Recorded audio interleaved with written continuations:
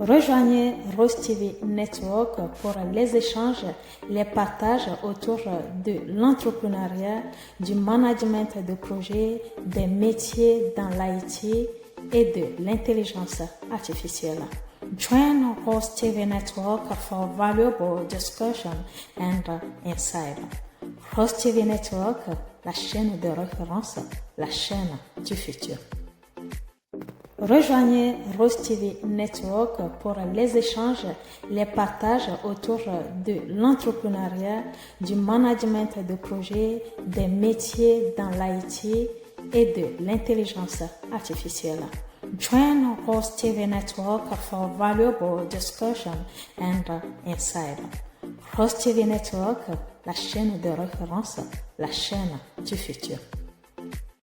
Rejoignez Rose TV Network pour les échanges, les partages autour de l'entrepreneuriat, du management de projets, des métiers dans l'IT et de l'intelligence artificielle. Join Rose TV Network for valuable discussion and insight. Rose TV Network, la chaîne de référence, la chaîne du futur. Rejoignez Rose TV Network pour les échanges, les partages autour de l'entrepreneuriat, du management de projets, des métiers dans l'IT et de l'intelligence artificielle. Join Rose TV Network for valuable discussion and insight. Rose TV Network, la chaîne de référence, la chaîne du futur. Rejoignez Rose TV Network pour les échanges, les partages autour de l'entrepreneuriat, du management de projets, des métiers dans l'IT et de l'intelligence artificielle. Join Rose TV Network for valuable discussion and insight. Rose TV Network, la chaîne de référence, la chaîne du futur. Rejoignez Rose TV Network pour les échanges, les partages autour de l'entrepreneuriat, du management de projets, des métiers dans l'IT et de l'intelligence artificielle. Join Rose TV Network for valuable discussion and insight. Rose TV Network, la chaîne de référence, la chaîne du futur. Rejoignez Rose TV Network pour les échanges, les partages autour de l'entrepreneuriat, du management de projets, des métiers dans l'IT et de l'intelligence artificielle. Join Rose TV Network for valuable discussion and insight. Rose TV Network, la chaîne de référence, la chaîne du futur. Rejoignez Rose TV Network pour les échanges, les partages autour de l'entrepreneuriat, du management de projets, des métiers dans l'IT et de l'intelligence artificielle. Join Rose TV Network for valuable discussion and insight. Rose TV Network, la chaîne de référence, la chaîne du futur. Rejoignez Rose TV Network pour les échanges, les partages autour de l'entrepreneuriat, du management de projets, des métiers dans l'IT et de l'intelligence artificielle. Join Rose TV Network for valuable discussion and insight. Rose TV Network, la chaîne de référence, la chaîne du futur.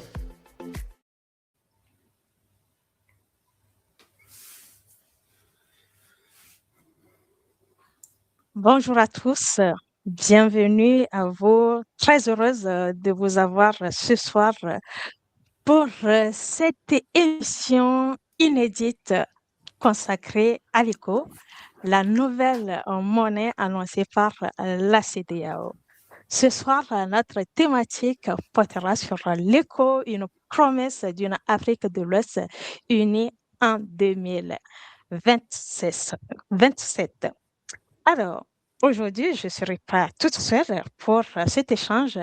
J'ai le plaisir d'avoir parmi nous des invités qui vont essayer de décortiquer, de partager leur expérience, de donner leurs réflexions autour de cette thématique.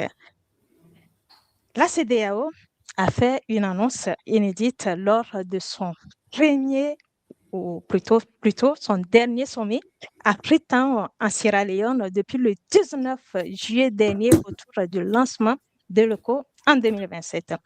En effet, elle a lancé une feuille de route et en parallèle a fait un dépôt de la marque ECO à l'Organisation africaine de la propriété intellectuelle, OAPI.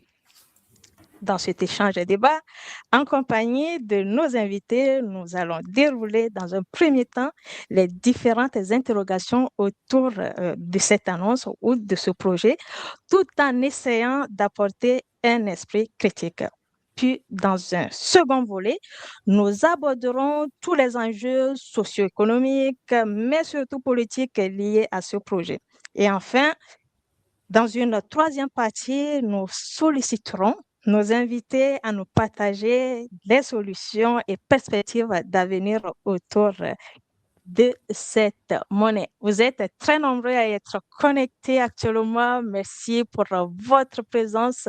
N'hésitez pas à nous dire dans les commentaires sur quel canal vous êtes connecté. Est-ce que vous êtes sur notre chaîne YouTube, Rose TV Network, sur LinkedIn, Rose TV Network, ou encore sur Facebook, sur mon compte principal, Akure TV. Dites-nous tout dans les commentaires. Et je rappelle que vous pouvez participer à cet échange débat en nous faisant part de vos réflexions, vos impressions, mais surtout vos questions dans les commentaires.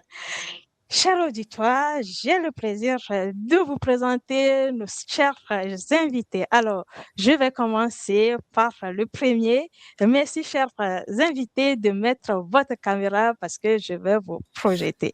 Alors, je commence par notre premier invité, Monsieur Yarbom Dabekwa, ou plutôt Dabekwa Yarbom. Bienvenue et très heureuse de vous avoir ce soir. Je rappelle que vous êtes docteur en sciences et de gestion, donc vous connaissez tellement de choses sur la finance, sur la comptabilité, et vous aurez vraiment de connaissances à partager avec nous ce soir. Bonsoir, monsieur Yarbom. Comment allez-vous? Bonsoir, bonsoir, merci et c'est un grand plaisir d'être invité sur votre TV et j'espère que nous allons passer un très bon moment avec très nos éditeurs. Merci. Merci de nous avoir honorés de votre présence. Alors, notre deuxième invité, monsieur Kossi Abadjene. Bonsoir, monsieur Abadjene, comment allez-vous? Bonsoir, je me porte très bien. Vous m'écoutez? Oui, super, on te reçoit très bien. Comment allez-vous? Je vais très bien et vous. J'espère que vous vous portez bien et le week-end se passe également bien. Donc, Super bien, nous allons bien. Merci de votre temps, merci d'avoir accepté cette invitation. Je rappelle que M. Kossi Abadjene est responsable de gestion financière et comptable. Alors, notre troisième invité, M. Olivier Adanoum, ne sera pas parmi nous ce soir. Il a eu un compromis de dernière minute, donc il ne sera pas là. Toutefois, nous avons un invité surprise que nous avons le plaisir de vous présenter. Bonsoir, Monsieur Cédric Nicolas. Bonsoir, est-ce que vous m'entendez? On vous reçoit très bien. Ok, écoutez, je suis Cédric Nicolas, alors moi je suis pas dans le domaine de l'économie, je suis informaticien, mais je me suis beaucoup intéressé aux nouvelles monnaies digitales et je viens de sortir un livre qui s'appelle Repenser le dirham numérique au Maroc, puisque j'habite au Maroc, qui est un livre de pédagogie sur les sujets autour des cryptoactifs. Voilà. Merci beaucoup. Merci de l'intérêt que vous avez porté à cette thématique et de vous être rendu disponible pour nous accompagner à décortiquer ce sujet autour des locaux. Donc, je rappelle que Monsieur Cédric Nicolas est CTO, Chief Technology Officer and Country Manager. Et il est parmi nous ce soir pour justement apporter la lumière, ses réflexions, ses impressions. Et je rappelle qu'il a écrit aussi un article très intéressant sur le sujet que j'ai eu le plaisir de lire. Vous pouvez aller le lire également sur son compte LinkedIn. Merci à vous, chers invités, et nous allons nous plonger dans le vif du sujet, ce qui nous réunit ce soir.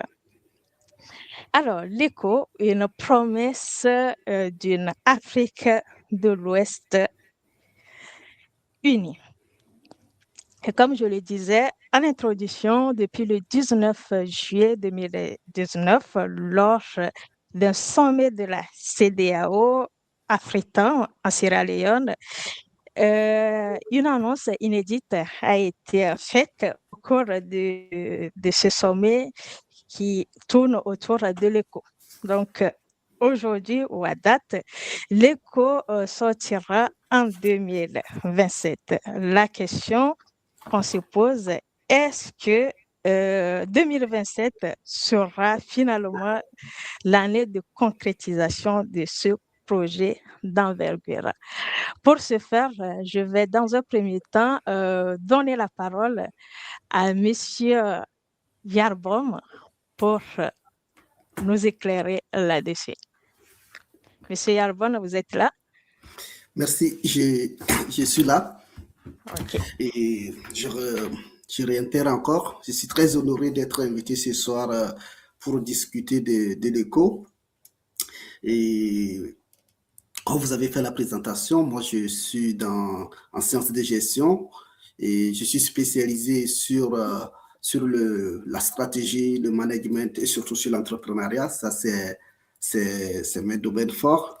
Et aujourd'hui, la question, c'est est-ce que l'écho verra le jour en 2017 comme... En 2027. 2027, pardon, comme l'ont Oui. déclaré nos dirigeants à Sierra Leone. D'abord, avant de commencer, je dirais que l'écho, cette monnaie que nous avons espérée depuis des siècles, si je peux dire, pour ne pas dire des décennies, et enfin se verra le jour en 2027. C'est un espoir pour une Afrique, comme le terme le dit, une Afrique réunie, une Afrique intégrée et autonome. Espoir de millions de populations africaines qui peut-être se dit c'est le moment de se débarrasser, surtout pour l'Afrique francophone, de se débarrasser de cette monnaie coloniale qui est le franc CFA. Je pense que l'écho porte en elle-même l'espoir d'un peuple, l'espoir d'une Afrique de l'Ouest autonome et l'espoir de renforcement encore de la souveraineté de cette Afrique et de cette indépendance de l'Afrique de l'Ouest et particulièrement surtout de l'Afrique francophone, parce que on constate que la majorité des pays d'Afrique de l'Ouest, surtout des pays anglophones, la majorité ont leur monnaie, à l'exception de certains pays je sais pas, de la Guinée, mais la majorité des pays francophones qui forment l'UEMOA utilisent aujourd'hui le franc CFA, une monnaie coloniale que je pense aujourd'hui 80 à pas des chiffres, je n'ai pas de référence pour ces chiffres que je donne. Aujourd'hui, je souhaiterais quand même avoir une nouvelle monnaie. Mais la question, je reviens à la question posée pour ne pas être hors sujet. La question, est-ce que cette monnaie verra le jour en 2027? Oui. Je ne dirais pas oui, je ne dirais pas non, mais quand même, nous restons optimistes, mais la réalité, les faits, aujourd'hui démontre le contraire. Même si la déclaration donne de l'espoir, comme je l'ai dit, nous attendons cet espoir, cette monnaie unique pour l'Afrique de l'Ouest, mais ça reste, je peux dire en quelque sorte, entre griffes, une déclaration politique. Parce que la question qu'il faut se poser, est-ce que réellement si on devait reformuler, est-ce que l'Afrique de l'Ouest, est-ce que tous les pays d'Afrique de l'Ouest sont prêts à passer de Naira à l'éco, à passer de CEDI à l'éco et à passer du franc CFA à l'éco? C'est la question. Et cette question découle plusieurs, c'est-à-dire il y a plusieurs facteurs qui peuvent l'expliquer sur le plan structurel, sur le plan démographique, sur le plan politique. Et pour ne pas rentrer, même dans l'état, c'est-à-dire sur le plan monétaire, est-ce que ces pays sont prêts aujourd'hui à rentrer dans le, à pouvoir passer de leur monnaie actuelle à l'éco? C'est cette question Oui, qui reste. effectivement, Monsieur Yarbon, vous avez posé une très bonne question. Je pense que nous aurons même le temps de revenir en profondeur sur cette question-là. Est-ce que le Nigeria, avec le Naira, le Ghana, avec le CD, sont prêts à rentrer dans l'éco? Très bonne question. Nous allons continuer et cette fois-ci, nous allons donner la parole à Monsieur Abadjane pour répondre à la même question. Est-ce que 2027 sera l'année de concrétisation du projet ECO? Monsieur Abadjane, vous avez la parole.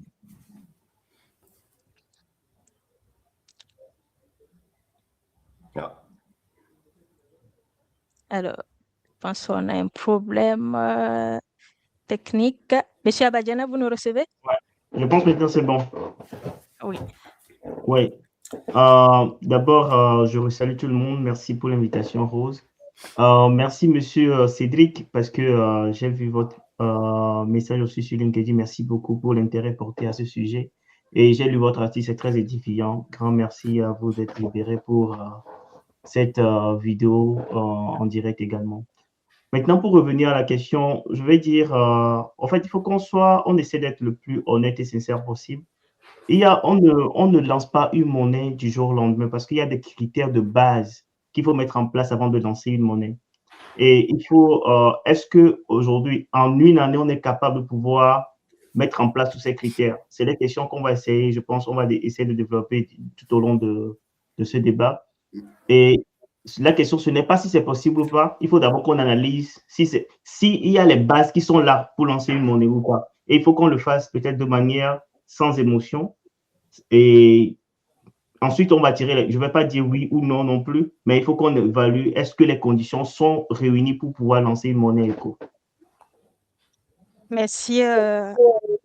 Abadjane, pour ce partage que vous venez de faire.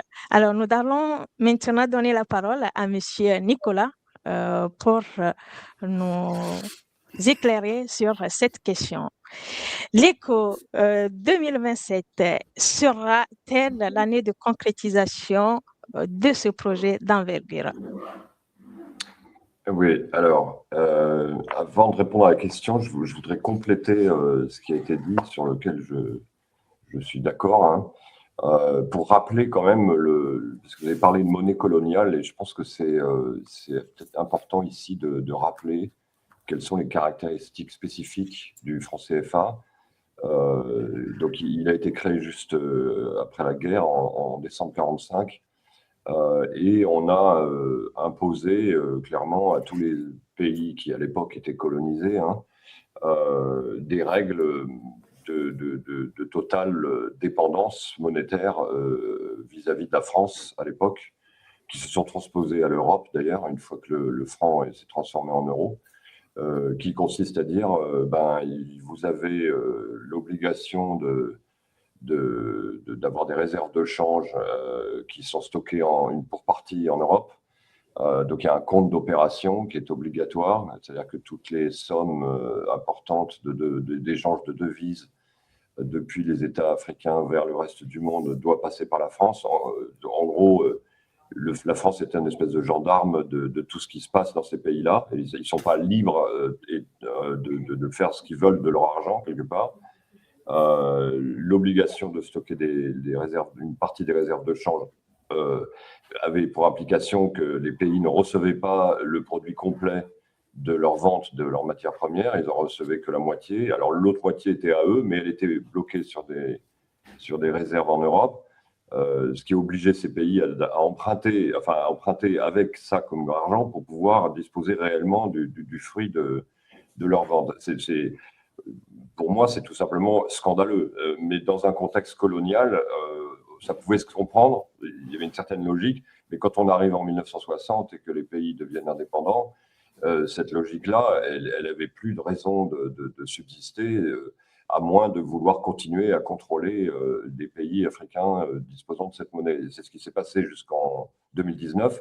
C'est là où on voit quand même que les dirigeants africains se sont laissés faire, entre guillemets, jusqu'en 2019, où là, effectivement, on a fait sauter ces contraintes-là. On a fait sauter aussi une autre, qui est les gouverneurs de la Banque centrale étaient auparavant, avant 2019, à moitié français. Ce qui était quand même assez étrange, puisque le franc CFA était arrimé sur l'euro, et donc on aurait dû avoir des représentants européens. Mais c'est là où on voit bien l'énorme influence de la France dans ces sujets-là. Donc on a réussi en 2019 grâce à M. Macron, qui a accepté finalement de relâcher certains de ces critères-là. Donc, qu'est-ce qu'il nous reste? Il nous reste effectivement l'arrimage à l'euro, qui est toujours là. Bon, ça, à la limite, on pourra en discuter sur le point de vue économique. Il y a des avantages et des inconvénients. Hein. Et puis, il y a effectivement la garantie de change, c'est-à-dire que vous avez un franc CFA, on vous garantit que vous pouvez avoir des euros en échange. Il y a une autre caractéristique intéressante du franc CFA souvent qu'on ne mentionne pas, c'est que le franc CFA, il n'est pas réellement convertible partout dans le monde. Il est convertible en euros, mais vous ne pouvez pas le convertir en dollars directement. Vous devez passer par l'euro. Ce qui veut dire que, et ça c'est toujours le cas, ça c'est simplement les circuits bancaires qui historiquement se sont organisés comme ça. Et de même que pour passer du franc CFA des États de l'Afrique de l'Ouest au franc CFA des États de l'Afrique de l'Est, vous devez passer par l'euro. Il y a quand même des absurdités aujourd'hui, en tout cas, on peut avoir un regard pensant que c'est complètement absurde. Alors, ceci étant posé, pour répondre à la question de 2027, c'est ce que je dis dans mon article, c'est-à-dire qu'il y a dans mon premier article, parce que j'en ai écrit deux, la vraie question, c'est quelle est la valeur qu'on va donner à cet euro. On va revenir sur cette question-là, mais je pense que cette question-là, elle va être déterminante pour savoir quand est-ce que ça va sortir. Parce que selon les options retenues, ça sera plus ou moins long à mettre en place. Ça, c'est certain. Et donc, pour moi, il y a une incertitude. C'est pour ça que je trouve très bien que les gouverneurs de la zone UEMOA se soient fixés une date en disant on va arriver, on vous promet, entre guillemets, que ça va sortir en 2027. Donc, ça met un peu tout le monde un peu devant, pas le fait accompli, mais devant une échéance à respecter. Ça, c'est une bonne chose. Ça montre qu'il y a une volonté politique. Maintenant, on a promis ça, mais à part qu'on a défini des critères, effectivement, d'entrée dans la zone éco qui sont assez drastiques, qui fait qu'aujourd'hui, il n'y a quasiment qu'un seul pays qui pourrait rentrer. Si on regarde les critères, on y reviendra. Donc, tu as aussi cette question-là, inévitablement, si on doit attendre que tous les pays remplissent les critères de solvabilité, de ratio, dette sur PIB, l'inflation et d'autres ratios, je ne les ai pas tous en tête. Je ne suis pas économiste, hein, je fais des observations. Mais si on attend ça, on peut attendre longtemps. Donc, cette question de la date, moi, je porterai quelques doutes. Une dernière chose que je voudrais dire, c'est que quand l'euro est mis en place dans l'année 2000, alors en 1999, il y a eu une version préliminaire de l'euro, dont je ne me souviens plus exactement le nom, mais qui ne servait qu'aux États et aux entreprises. Et l'euro grand public, avec les pièces et les billets, est arrivé en 2001, je crois. Donc, il y a eu deux étapes. Donc, on pourrait aussi imaginer que l'éco fasse l'objet d'une telle distinction qui a des avantages, parce qu'en fait, on fait une introduction progressive. On met en place tous les systèmes d'information avec la nouvelle monnaie, et une fois que tout ça est en place, à ce moment-là, on introduit des nouvelles pièces et des nouveaux billets auprès de la population. Donc là aussi, si c'est coupé en deux comme ça, ce qui serait logique, puisque aujourd'hui, quand même, un des, il faut peut-être le rappeler, c'est qu'un des gros problèmes du franc CFA, c'est du fait de ces arrimages et de cette obligation de passer par l'euro, etc. C'est pas la monnaie la plus pratique pour faire du commerce, surtout quand vous êtes avec le dehors de la zone, d'accord.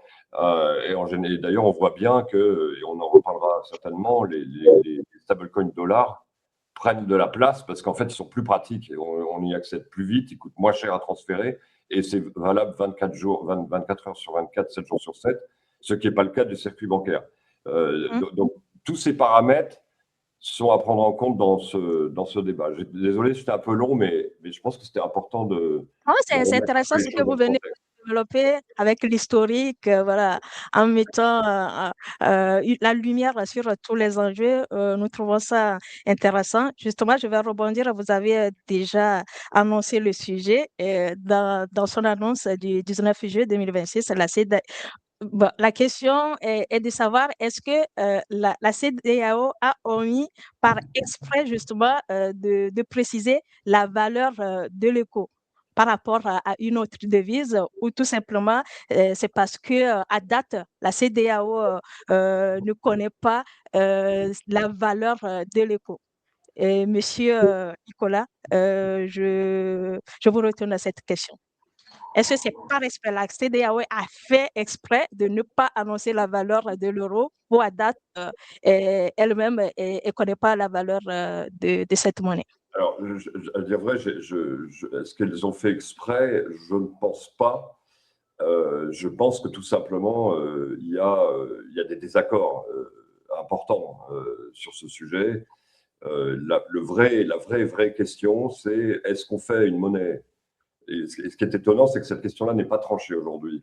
Est-ce qu'on fait une monnaie qui va toucher quasiment la quasi-totalité des pays de la zone de l'Afrique de l'Ouest, en tout cas sauf l'Afrique du Nord, bien entendu, en incluant le Nigeria, le Ghana, éventuellement la Guinée, etc. Donc des pays qui ont leur propre monnaie, avec des constats de solidité de ces monnaies variables, on va dire. On pourrait revenir là-dessus parce que c'est un point important. Donc oui. La question, c'est est-ce que ça couvre tout le monde? En tout cas, est-ce qu'on accueille a priori tout le monde?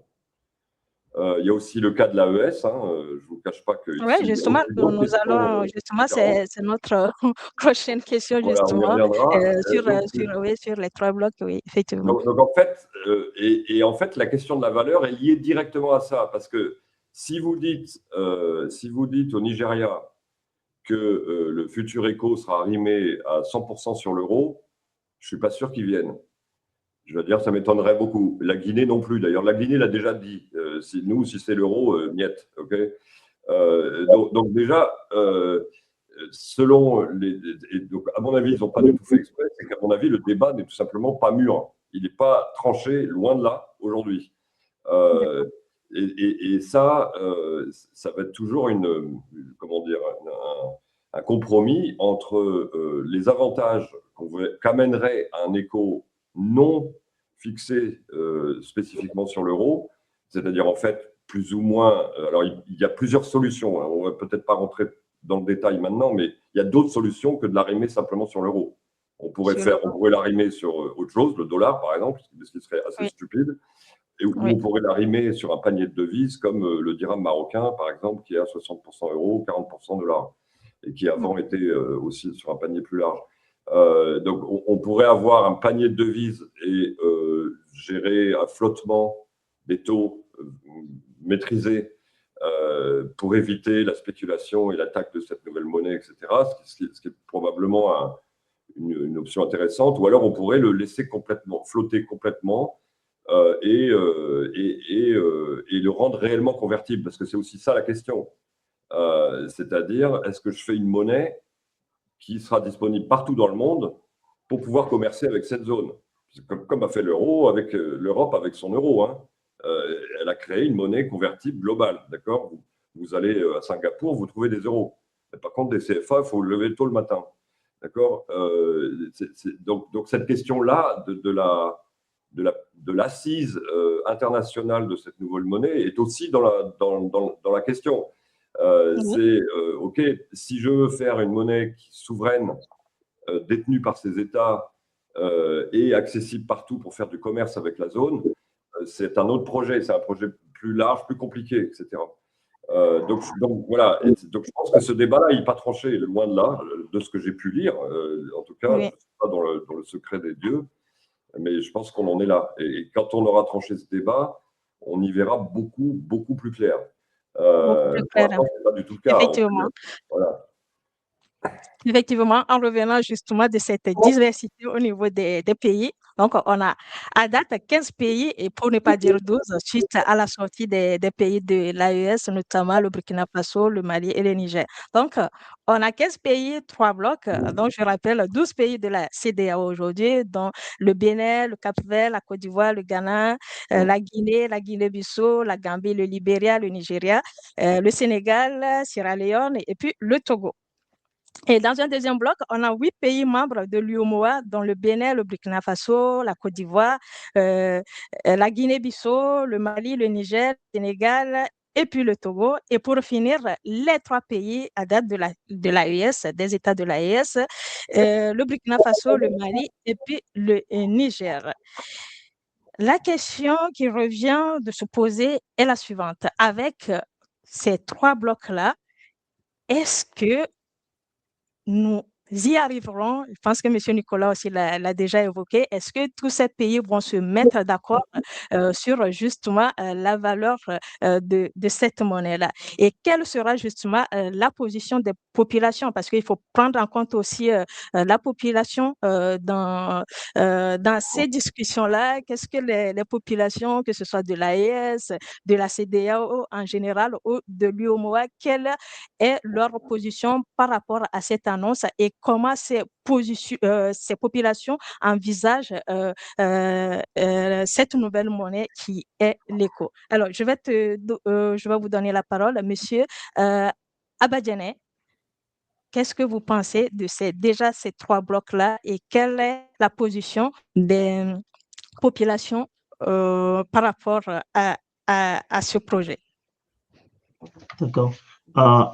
Maintenant, avant même de parler de la question de la valeur de la monnaie, j'aimerais bien commencer déjà par aborder le côté, quelles sont les bases qu'il faut pour avoir cette monnaie-là. Donc, parler de valeur déjà, on est déjà assez loin. Parce qu'il y a des bases. Par exemple, si on prend le cas de l'Union européenne avant d'arriver à l'euro, il y a des bases. Comme d'abord, ils ont créé une union douanière, ensuite une zone économique, avant de penser maintenant à aller vers une monnaie commune, par exemple. Donc, avant même de parler de la valeur de monnaie, il faut poser les bases. Mais si on prend la situation de la CEDEAO aujourd'hui, déjà sur ces différents critères, la CEDEAO, c'est vrai, on parle d'une zone où il y a une libre circulation de biens de personnes. Mais nous sommes dans une zone où il y a toujours des frontières. Et il y a toujours les questions de douanement, tout ça, quand vous devez aller d'un pays à un autre. Donc, il n'y a pas déjà une libre, réelle circulation des biens des personnes, par exemple. Donc, ce qui est un problème. Donc, on ne peut pas parler de monnaie unique sans déjà mettre en place ces situations-là où les personnes, les biens peuvent circuler d'un pays à un autre. Maintenant, pour arriver même, avant d'arriver aux différents blocs, si on prend la CEDEAO actuelle, avec un pays comme le Nigeria, par exemple, qui est un géant au sein de cette zone. Rien que le Nigeria, tous les pays n'ont pas accès, par exemple, au marché du Nigeria facilement. Et nous ne consommons même pas à l'intérieur de cette zone-là. Donc, la plupart, si vous allez en ligne sur les chiffres dont dispose sur... ça, c'était coupé à un moment. Donc, est-ce que vous m'écoutez? Oui. C'est bon. Ouais. Du coup, si vous allez même vous tapez les chiffres, quand on a su la consommation et les échanges intra-pays, c'est assez faible. On échange beaucoup plus avec l'extérieur qu'on échange entre les pays de la communauté déjà, ce qui est un problème. Donc, et puis la question même aujourd'hui, si on prend les zones comme une zone liée au franc CFA, le franc CFA, beaucoup parlent du franc CFA comme une monnaie où il y a une forme de garantie, mais en soi, c'est plutôt une garantie pour les personnes qui viennent investir dans le pays. Mais cette monnaie-là ne permet réellement pas des investissements au sein du pays. Donc, si on prend la question même du taux de change, avant la question du taux de change, c'est la structure économique d'un pays qui permet à ce pays-là d'avoir le niveau de la monnaie. Si on prend le cas de la situation du Ghana, par exemple. Le Ghana a une monnaie qui est assez fluctuante, mais c'est en fonction de sa structure économique. C'est-à-dire, lorsque le pays produit et exporte davantage, sa monnaie prend de la valeur. Mais lorsque le pays importe plus, sa monnaie perd de la valeur. Donc, ça permet même d'avoir une forme d'efficacité au sein des pays. Donc, le pays est obligé de pouvoir produire, transformer ses structures pour avoir des capacités de production afin d'exporter, pour pouvoir garder son niveau de monnaie. Mais si on prend le cas des pays de l'Union, de l'UEMOA, par exemple, oui. Le fait qu'on a une monnaie ou on a une arrimage fixe, d'autre part de arrimage semi-fixe, mais comme l'a expliqué M. Cédric, en soi, cette monnaie ne fluctue réellement pas parce que cette monnaie ne fluctue que par rapport à l'euro, à la fluctuation de l'euro. Donc, ces pays ont une forme de... On parle de... parce que l'argument qui est vendu par rapport au franc CFA, c'est que on parle de garantie et tout ce qui va avec la stabilité pour les investisseurs. Mais les investisseurs, ils viennent dans le pays investir, mais ils font toujours des rapatriements de capitaux. Donc, c'est beaucoup plus des intérêts qu'eux, ils vont venir faire des placements. Donc, c'est comme si le pays est figé à pouvoir faire que des spéculations, on va dire. Mais la structuration même de l'économie ne sera pas réellement transformée parce que les entrepreneurs, les jeunes entreprises n'ont pas la capacité de pouvoir avoir du crédit pour pouvoir transférer et pour pouvoir transformer la structure même du pays et la structure économique même du pays. Souvent, je prends l'exemple. Aujourd'hui, on a des taux d'intérêt à 2 chiffres au sein de l'Afrique, des pays de l'UEMOA, par exemple. On a des taux d'intérêt qui sont à 2 chiffres. Quel projet vous allez faire et vous allez avoir une rentabilité jusqu'à vous allez payer votre banque avec un taux d'intérêt de 2 chiffres. On est parfois jusqu'à 18% pour certains. Et combien vous allez pouvoir payer à votre banque et pouvoir payer aussi vos employés et avoir une forme de rentabilité et que votre projet soit viable. Ce qui pose un véritable problème également déjà par rapport à cet arrimage-là parce que nous sommes en face d'une monnaie qui est forte. Donc, les étrangers auront plus tendance à pouvoir venir investir. Donc, c'est comme si on est condamné dans une forme d'économie où on est obligé que d'importer. Mais on ne peut pas transformer la structure même de notre économie. Mais si on parle de pourquoi on crée une monnaie unique, on crée une monnaie unique pour faciliter les échanges au sein des différents pays qui se lancent dans ce processus-là. Mais si on n'a pas une forte production, si on n'a pas mis les bases pour pouvoir permettre ces échanges-là, on va arriver à rien. Et puis, il y a des trucs dont on ne parle pas au-delà même de l'économie, où il y aura des résistances internes. Si on prend la question des frontières, il ne faut pas oublier que beaucoup de ces pays-là et des personnes qui travaillent dans ces douanes gagnent beaucoup d'argent via ces douanes-là. Mais là, le fait qu'on n'a pas mis de stratégie pour expliquer même que le fait d'ouvrir ces frontières et qu'il y ait une libre circulation de biens de personnes, ça permettrait à ce qu'on ait plus de gains sur le long terme. Beaucoup de pays seront même déjà contre le fait qu'on enlève ces douanes. Parce que parler d'une même monnaie aussi, il s'agit d'avoir un grand espace économique où on a la libre circulation des biens des personnes. Toutes ces bases, on ne peut pas, en 2027, c'est assez compliqué de penser qu'on peut arriver à cela. Maintenant, c'est en fonction de toute l'adhésion de ces pays qu'on va pouvoir maintenant penser au niveau à la valeur d'une monnaie. Donc, mais il y a autre problème également. Les pays ne sont pas tous dans les mêmes... On y reviendra, Badjane, on y reviendra. Je vais passer la parole à M. Yarbom. J'aimerais juste évoquer une seule chose par rapport à...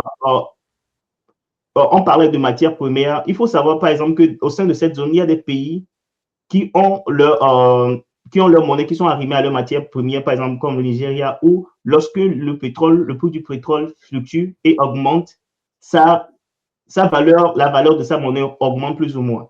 Donc, dans ce cas, pour les pays qui n'ont pas le pétrole, lorsque le prix du pétrole augmente, par exemple, la valeur, ils ont des problèmes. Donc, ils ne sont même pas dans une même zone de fluctuation de leur économie, ce qui est assez complexe pour réunir tous ces pays-là en même temps dans une seule monnaie unique également. Ce sont des décisions politiques qu'il va falloir aussi prendre avant de penser à aller vers cette zone économique et cette... Merci, Monsieur Abadiane, pour cette réflexion. Monsieur Yarbon, qu'est-ce que vous pensez?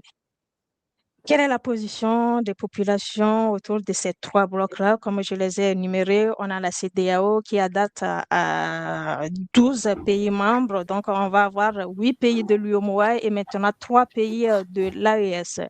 Quelle est la position de ces pays ou des populations qui constituent ces pays-là par rapport à cette nouvelle monnaie qui est annoncée en 2027? Merci. Je pense que mes prédécesseurs, que ce soit Nicolas et Abedjene, si je viens prononcer les noms, et, oui, ils ont beaucoup parlé ils ont donné beaucoup d'éléments.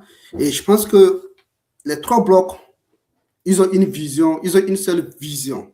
La seule vision, c'est d'arriver à une monnaie unique.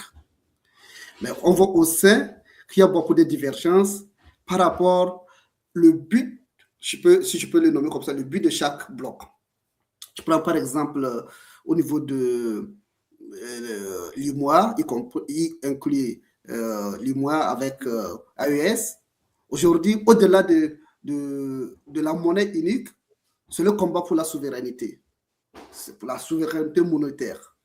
Alors que les autres blocs comme le Nigeria, la Guinée, aujourd'hui, c'est vraiment aller vers l'unité économique, la libre-échange des personnes et des biens. Donc, si on prend ces deux visions, c'est vrai, la vision de l'UMO aussi, c'est vers ça, mais aujourd'hui, on a dans un double combat. Et vous avez parlé de valeur, je ne dois pas revenir sur la valeur et tout, mais peut-être je vais voler quelques mots sur la valeur. Aujourd'hui, on ne peut pas parler de la valeur parce qu'ils ne sont même pas encore prêts pour parler de la valeur de la monnaie. C'est ce que disent les prédécesseurs. Parce que quoi?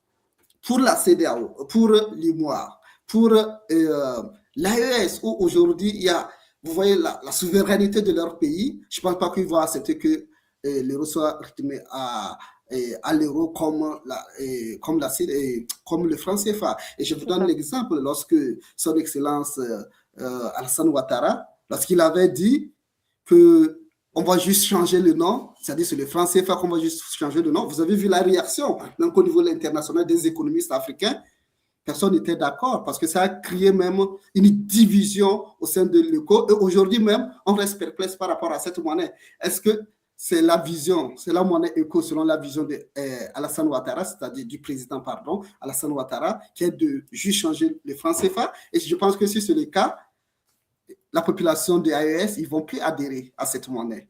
Si c'est le cas, le Nigeria, il a quel intérêt à adhérer à cette monnaie? La Guinée, il l'a déjà refusé, comme a mentionné Cédric, il a quel intérêt à adhérer à cette monnaie? Je pense que la vision, c'est pour ça que je dis qu'il y a double vision pour l'UMOA et encore plus pour l'AES, pour leur souveraineté monétaire.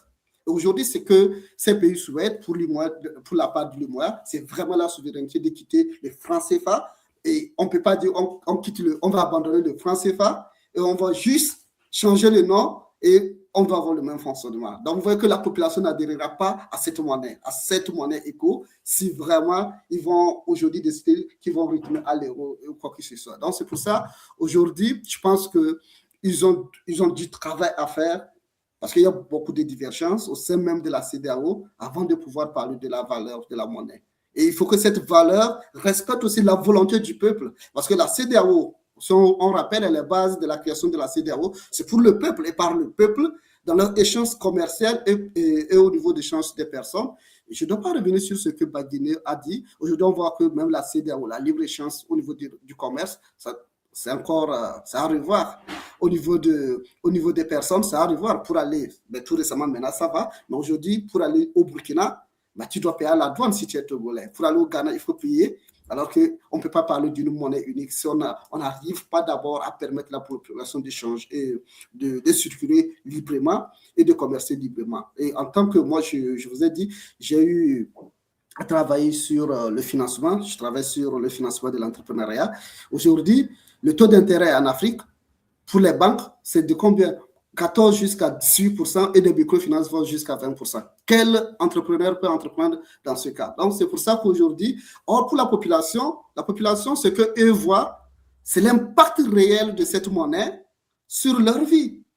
C'est-à-dire, est-ce que ça doit, par exemple, permettre à un commerçant de pouvoir, un entrepreneur de pouvoir importer ou exporter de façon libre, c'est-à-dire, et ne pas payer plus de taux. Aujourd'hui, si on va importer des machines de l'Europe, vous voyez combien ça nous coûte. Déjà, les Français face à la frontière, si je prends à l'aéroport, le franc CFA n'a plus de valeur.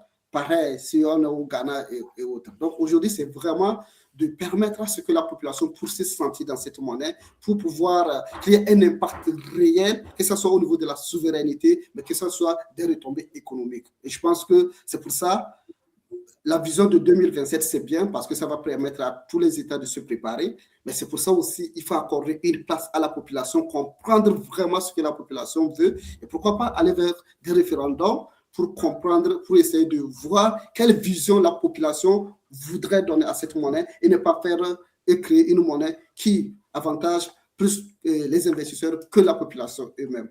Donc, je pense les utilisateurs finaux, exactement. Ouais.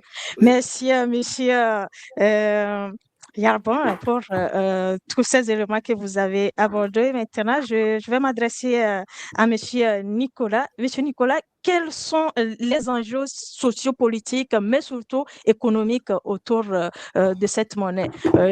Vous avez déjà évoqué quelques points au niveau des pays, mais la question est de savoir quels sont les enjeux, parce qu'il y en a tellement plusieurs en fonction de ces blocs-là qu'on vient d'énumérer, mais nous aimerions savoir quels sont les enjeux, que ce soit sur le plan social, le plan économique, mais surtout sur le plan politique. Alors, c'est difficile de répondre à cette question. Ce que je voudrais peut-être rappeler avant, c'est qu'est-ce que c'est que la souveraineté monétaire? Parce que quelque part, là, le sujet de fond, c'est on veut changer le franc CFA vers quelque chose qui s'appelle l'éco. On le fait pour certaines raisons. Et comme ça a été très bien dit par mon prédécesseur, si je ne fais que changer le nom sans rien changer d'autre, c'est-à-dire sans changer l'arrimage à l'euro et les autres aussi conditions de fonctionnement du franc CFA tel qu'aujourd'hui, bah, j'aurais rien fait. Enfin, ça sert à quoi? À quoi ça sert? Donc, on voit que la question de la souveraineté monétaire, c'est quoi? C'est je peux, en tant que pays, si j'ai une monnaie souveraine, agir sur des indicateurs économiques clés, comme par exemple, effectivement, les taux directeurs qui déterminent l'accès au crédit. Et vous l'avez très bien dit, il est tout à fait assez... Enfin, il est notable que l'accès au crédit coûte souvent 2 à 3 fois plus cher qu'en Europe, alors que en fait, quelque part c'est de l'euro, mais on voit que les taux de crédit sont pas les mêmes, ils sont plus élevés en Afrique, ce qui est quand même assez absurde, puisque s'il y a une zone qui a besoin d'attirer des investissements et des investisseurs, c'est plus l'Afrique que l'Europe qui est déjà développée. Donc on est dans cette réalité-là. Donc pas de contrôle des taux directeurs. On n'a pas de contrôle non plus du taux de change. C'est-à-dire à quelle valeur ma monnaie s'échange avec les autres monnaies du monde. Et ça a quoi comme conséquence? C'est que vous ne pouvez pas agir sur le montant de vos réserves de change, et vous ne pouvez pas agir surtout sur les importations et les exportations. Je rappelle quand même que un gros avantage du franc CFA arrimé à l'euro, c'est qu'il y a une inflation entre guillemets maîtrisée. Ça aussi, il faudrait rentrer dans le détail, parce qu'il y a l'inflation sur l'euro global, c'est-à-dire quel est le taux d'inflation dans la zone euro. Est-ce que pour autant, on a le même taux d'inflation dans la zone CFA? On pourrait dire mathématiquement oui, mais dans la pratique, l'inflation, elle se mesure par l'évolution des prix des biens et des services courants, d'accord? Et on pourra constater qu'en Afrique, il y a de l'inflation souvent supérieure à celle en Europe. Donc en fait, comme on ne peut pas définir la puissance de cette monnaie si on dépend d'une autre, on ne peut pas, par exemple, favoriser les exportations quand cette monnaie est trop forte. C'est le problème de l'euro, c'est que c'est une monnaie forte pour beaucoup de pays africains. C'est une monnaie forte par rapport à ce dont aurait besoin leur économie, d'accord? Et résultat des cours, la monnaie forte, c'est bien, ça favorise les importations, puisque vous avez une monnaie qui permet d'acheter plus de choses. Donc, c'est comme ça a été dit par mon prédécesseur, ça attire les investisseurs étrangers. Par contre, pour les exportations, c'est pénalisant, puisque quelqu'un qui vend du cacao en euros, il le vend avec le taux, enfin, s'il le vend à des pays qui ont du dollar, par exemple, ou d'autres, il le vend avec le prix de l'euro. Donc, ça ne rend pas ces matières premières très compétitives par rapport à des marchés des pays comme le Ghana, par exemple, qui ne sont pas arrimés à l'euro. Donc, il y a ce problème-là. Le dernier point, quand même, je voudrais mentionner, il ne faut pas oublier, j'ai oublié de le dire tout à l'heure dans mon historique, mais nous avons eu en 97, il me semble, une dévaluation de 50% du franc CFA du jour au lendemain, quasiment sans avoir annoncé ça aux populations et même aux pays concernés. C'était très brutal. Vous imaginez bien que si votre monnaie perd d'un coup 2 fois sa valeur, ça pose aussi beaucoup de problèmes pour les importations et les matières dont ont besoin les gens. Donc en gros, il y a eu un impact économique lourd, parce que quand votre monnaie perd de 50% de sa valeur du jour au lendemain, ça se voit dans la poche de quasiment tout le monde. C'est-à-dire tous ceux qui font des échanges avec les autres pays, ils ont vu leur capacité d'intervention divisée par 2. Ce qui est très brutal et c'est tout à fait scandaleux, il faut quand même le dire. C'est le fait qu'aucun de ces pays concernés n'ait pu prendre part à cette décision était tout simplement scandaleux à l'époque. Donc on voit bien les raisons. J'espère que, en tout cas, ceux qui travaillent sur le projet de l'éco ont conscience des raisons pour lesquelles il faut faire une monnaie souveraine. Alors, ce qui est intéressant, c'est que est-ce qu'une monnaie pan-africaine, enfin pan-ouest-africaine, comme l'éco, serait une monnaie souveraine pour ces États?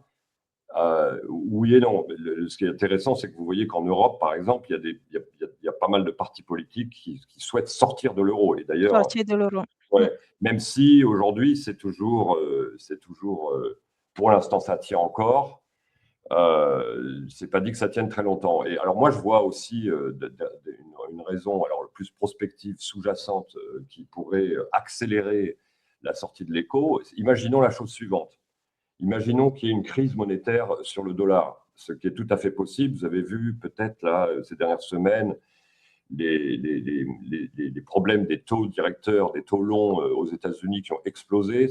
Pour vous donner une idée, aujourd'hui aux États-Unis, les taux directeurs, ils sont proches de 5%, alors qu'en Europe, on est à 2%. Donc, il commence à y avoir un vrai problème. Le dollar devient une monnaie qui commence à être un peu plus, qui est clairement plus fragile qu'avant. Et on pourrait bien avoir une crise monétaire mondiale qui fasse s'écrouler le dollar. Et qu'il entraîne aussi dans la foulée l'euro, tout d'un coup en se retrouvant avec des taux d'inflation très élevés. L'histoire l'a montré, ça existe. Il y a des pays en Afrique comme le Nigeria ou d'autres comme le Zimbabwe et autres qui ont des inflations très élevées. C'est très difficile pour les populations. Donc il n'est pas impossible, en tout cas théoriquement, il n'est pas impossible que l'euro tout d'un coup se retrouve en inflation forte et que tous les prix dans la zone euro se mettent à augmenter comme ça fortement. On imagine bien que, comme vous l'avez dit précédemment, les échanges sont majoritairement avec l'extérieur de la zone. Si les biens et les services deviennent beaucoup plus chers en Europe à cause de l'inflation en Europe, l'Afrique, il faudra qu'elle trouve des solutions. Donc, cette prévention du risque monétaire à l'échelle internationale, à mon avis, je pense que c'est quand même un des sujets sur lesquels ceux qui ont décidé de passer à l'éco ont regardé et se disent, attendez, là, si jamais l'euro nous entraîne dans une chute, nous, on tombe avec et on n'a pas le choix. Tandis que si on a notre monnaie dont la valeur, dont nous pouvons décider de fixer la valeur, on peut discuter de comment on la fixe, mais on va dire qu'elle est plus basée sur l'euro uniquement. À ce moment-là, j'ai quand même un degré de liberté pour dire vos histoires d'inflation et de crise monétaire en Europe, Moi, j'en ai pas envie chez moi. D'accord? Donc, je vais me protéger en désarrimant la monnaie de l'euro. Ça, voilà. Donc, je pense que ces points-là, je ne l'ai pas beaucoup lu autour de ce sujet-là, mais la logique voudrait qu'on y réfléchisse. Donc, les décisions ne vont pas être faciles. Et moi, ce que je pense, c'est que la clé va être au Nigeria. Le Nigeria, c'est 67% du PIB de la zone. Du PIB. C'est le poids lourd, hein, il fait 2 tiers. Hein. C'est le gros éléphant dans la pièce, comme on dit. C'est lui qui va déterminer le futur de cette affaire-là, parce qu'ils ont le poids pour. Mais ils ont un problème, c'est qu'ils ont une monnaie qui est faible, qui est fragile, et qui a eu plusieurs problèmes, etc. Et qui est toujours sous inflation à 2 chiffres, d'accord, dans le pays. Donc ils sont dans une position difficile, parce qu'ils sont le plus gros, mais ils sont pas. Alors, on a eu un problème technique avec Monsieur Nicolas. Ok, j'espère qu'il va revenir très bientôt. En attendant qu'il revienne, nous allons parler des pays de l'AES. Nous savons très bien que les pays de l'AES faisaient partie de la CEDEAO. Ils sont sortis depuis janvier 2025, voilà, de façon officielle. Ces pays-là font partie de l'UEMOA. Donc, la question qu'on peut se poser, qu'est-ce que ces pays-là pensent de l'éco? Comment ils se positionnent par rapport à l'éco? Monsieur Abadjane, la question est à vous.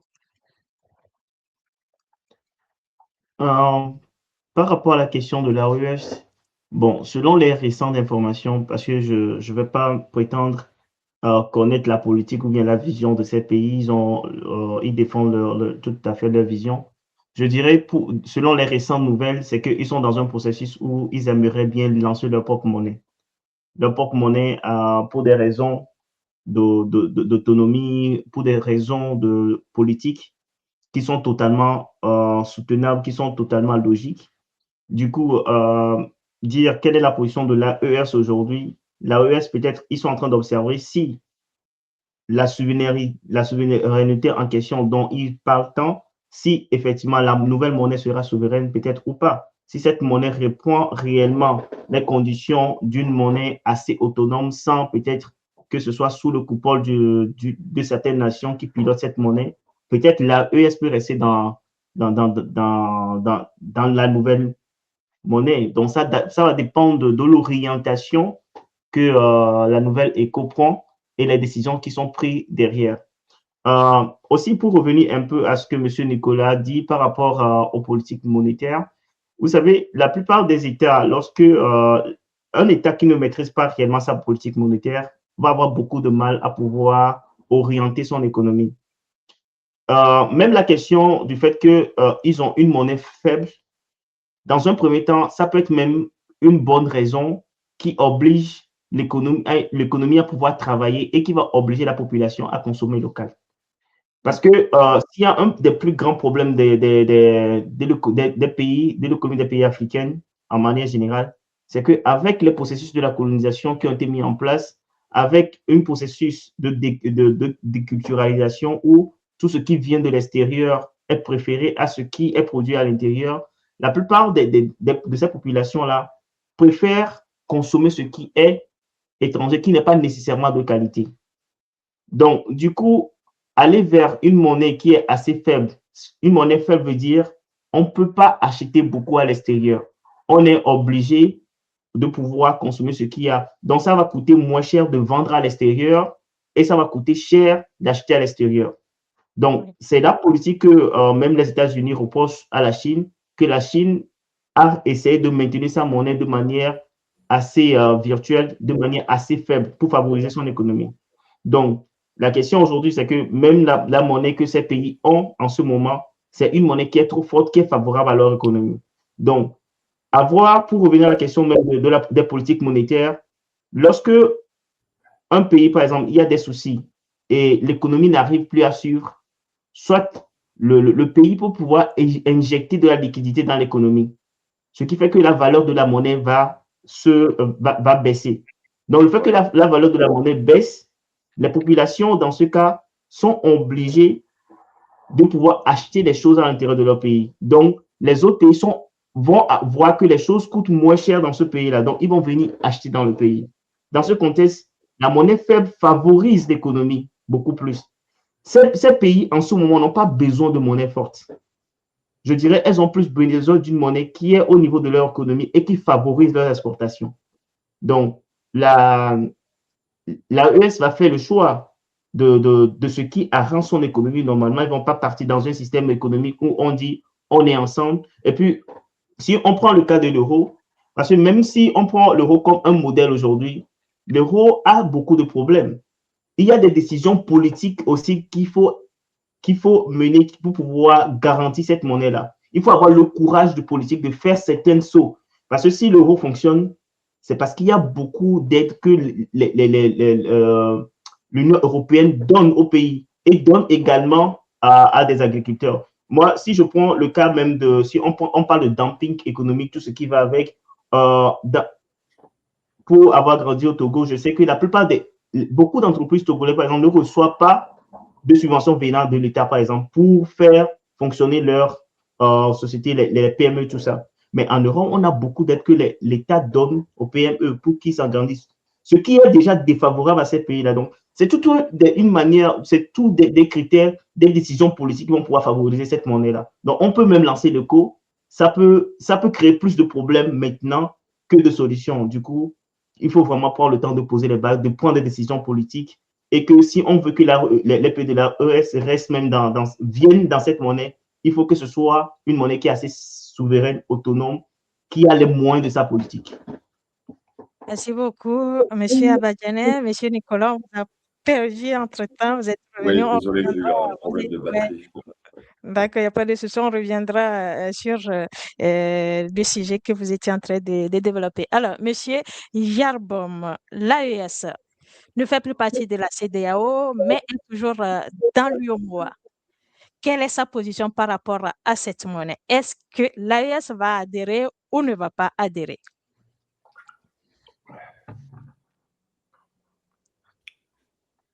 Alors, votre micro, M. Yarbom. Merci. Merci. Je pourrais bien répondre à cette question si j'étais le chargé des affaires étrangères de l'AES. Je pense que, ou bien le ministre des Finances de l'AES, je pense que j'allais avoir des réponses plus probantes. Mais bon, entre griffes, ce que je rejoins ce que vient de dire mon prédécesseur. Aujourd'hui, je pense à être en mode observateur. Mode observateur parce que déjà, on ne peut pas parler de la monnaie unique avec les difficultés même que nos États de la CEDEAO, qu'ils arrivent à faire intégrer l'AES dans la CEDEAO. Déjà, je pense qu'on devrait commencer par là. Est-ce que l'AES rejoindra un jour la CEDEAO? Parce que c'est ça aussi l'objectif de la monnaie qu'on avait. Mais l'AES est déjà sorti de la CEDEAO. Donc, je ne pense pas qu'ils vont faire un retour en arrière. Il y a toujours des négociations. On reste optimiste qu'un jour qui reviendra. Maintenant, si on revient au niveau de la monnaie, vous savez, l'AES a suivi une injustice inhumaine lorsque ces États ou bien leurs dirigeants actuels ont décidé de prendre le destin de leur pays de la part de l'UEMOA. Maintenant, est-ce que le même scénario ne se produira pas dans une future proche? Si un jour il y a encore des problèmes politiques ou autre chose, où les États de la CEDEAO décideront de sanctionner les pays membres en les frappant au niveau de la monnaie. Vous voyez que c'est une injustice qu'aujourd'hui, je pense que l'AES a du mal à digérer ça. Est-ce qu'ils vont rejoindre? En fait, et ça fait peur parce que, pourquoi je dis ça aujourd'hui? Est-ce que l'ECO ou bien les pays de la CEDEAO ont la confiance de l'AES? Parce que la monnaie aussi, c'est la confiance. Est-ce qu'on a la confiance de ces États? Parce que ce qui s'est passé il y a de cela 2 et 3 ans, ce même scénario peut se reproduire où on va décider de bloquer tout pour l'AES. On avait avec l'UEMOA, malheureusement, qui s'est ingéré dans un problème politique qui n'est pas de son domaine. Donc aujourd'hui, ce qui est important, c'est d'abord de gagner la confiance de ces pays. Et comme disait l'autre, je rejoins vraiment ce que disait mon collègue. Il faut que l'AES soit prudent par rapport à cette monnaie. Il faut qu'il soit prudent. Moi, je pourrais dire, si j'étais, comme je disais, le président de la commission de l'AES, je pourrais dire oui, pourquoi pas essayer, mais toutefois en créant, comme ils envisagent de le faire, selon les rumeurs qui circulent, en créant notre propre monnaie. Est-ce que le co va empêcher à certains pays d'avoir leur monnaie nationale? Peut-être que c'est la question aussi qu'il faut se poser. Donc, l'AES Mais vous pensez qu'avec ce nouveau projet de l'ECO, l'AES peut envisager revenir dans la CEDEAO, puisque là, l'ECO, on est bien d'accord que c'est pour les membres, les pays membres de la CEDEAO. Et si l'AES ne fait plus partie de la CEDEAO, ça sera compliqué justement de rejoindre ce projet d'ECO. Je pense que la CEDEAO a plus besoin de l'AES que l'AES a besoin de la CEDEAO. Ah bon, Donc, vous affirmez ça là? oui, je Ok. peux dire avec une certaine certitude que la Oui. CEDEAO a plus besoin de l'AES que l'AES a besoin de la CEDEAO. Maintenant, c'est possible que économiquement, la preuve est que l'AES ne fait pas partie de la CEDEAO. C'est vrai, l'UEMOA est à part, mais aujourd'hui, il est dans une institution monétaire qui fonctionne bien. Donc, il peut rentrer, il peut utiliser le coût sans toutefois être de la CEDEAO. Ça dépend des politiques que l'AES et la CEDEAO doivent s'entendre sur certaines décisions pour que voilà, ils puissent fonctionner comme ça. Mais quand même, on reste, je pense qu'aujourd'hui, il reste quand même en mode observateur. L'AES reste en mode observateur pour voir est-ce que cette monnaie, c'est une monnaie de confiance. Sinon, aujourd'hui, je ne pense pas qu'ils sont prêts à se jeter comme ça. On a vu ce qui s'est passé. Je ne pense pas que ces pays sont prêts. En plus, avec la souveraineté, parce que eux, au-delà de l'économie, c'est plus la souveraineté de leur pays. Et vous voyez le prix qu'ils sont en train de payer aujourd'hui. Ils ne peuvent pas se permettre, parce qu'on parle de l'éco, on ne sait pas si c'est l'éco de la CEDEAO et du peuple, ou c'est l'éco juste pour changer le nom et mettre changer le nom des Français et mettre l'éco. Vous voyez que dans la lutte qu'ils sont aujourd'hui, ça serait une grosse erreur de rejoindre l'éco si juste ça reste de changer le nom. Et je pense qu'il faut qu'ils restent en mode observateur, voir où ils veulent aller. Peut-être, voilà, on a dit 2017, 2027, de façon progressive, qu'ils ne soient pas pressés à vite rejoindre, qu'ils les laisseront créer ces monnaies et quand ils seront prêts, ils auront la confiance de cette institution ou bien de cette monnaie, ils pourront rejoindre. Sinon, ça serait une grosse erreur et ça peut faire, ils peuvent payer plus cher que ceux de la CEDEAO aussi se précipitent pour rejoindre cette monnaie. Merci beaucoup, Monsieur Yarbo. Je pense que voilà, la CEDEAO a son ministre des Affaires étrangères pour défendre, pour défendre ses intérêts. Alors, Merci. Monsieur Nicolas, on était justement sur les enjeux sociaux, économiques et politiques. Et puis voilà, on a ajouté en parallèle les pays de l'AES pour voir quelle est leur opposition par rapport à cette nouvelle monnaie. Quelle est votre impression sur ce sujet? Ce que je voulais dire sur ce débat, c'est que ce débat sur la valeur du futur éco, c'est vraiment un débat central et c'est un débat qui est lourd de conséquences. Je rappelle qu'un projet de monnaie panafricaine souveraine a existé avant 2011. Il était porté par le colonel Kadhafi et de la Libye et un certain nombre d'autres pays sur lequel il y avait des discussions quand même assez avancées sur ce sujet. Cette monnaie devait s'appeler l'afro par opposition à l'euro. On peut d'ailleurs se poser la question de savoir si le mot éco est le bon nom. Est-ce que ce nom est définitif ou pas? Ça serait bien de se poser cette question, mais c'est une autre question. Et donc, je vous rappelle qu'en 2011, le projet de Kadhafi qui le proposait à ses collègues présidents d'autres pays, c'était d'indexer cette monnaie sur les réserves d'or et d'autres matières premières en Afrique. Et surtout, attaché à cette monnaie, il y avait le projet d'obliger les États occidentaux à acheter le pétrole et le gaz dans cette monnaie.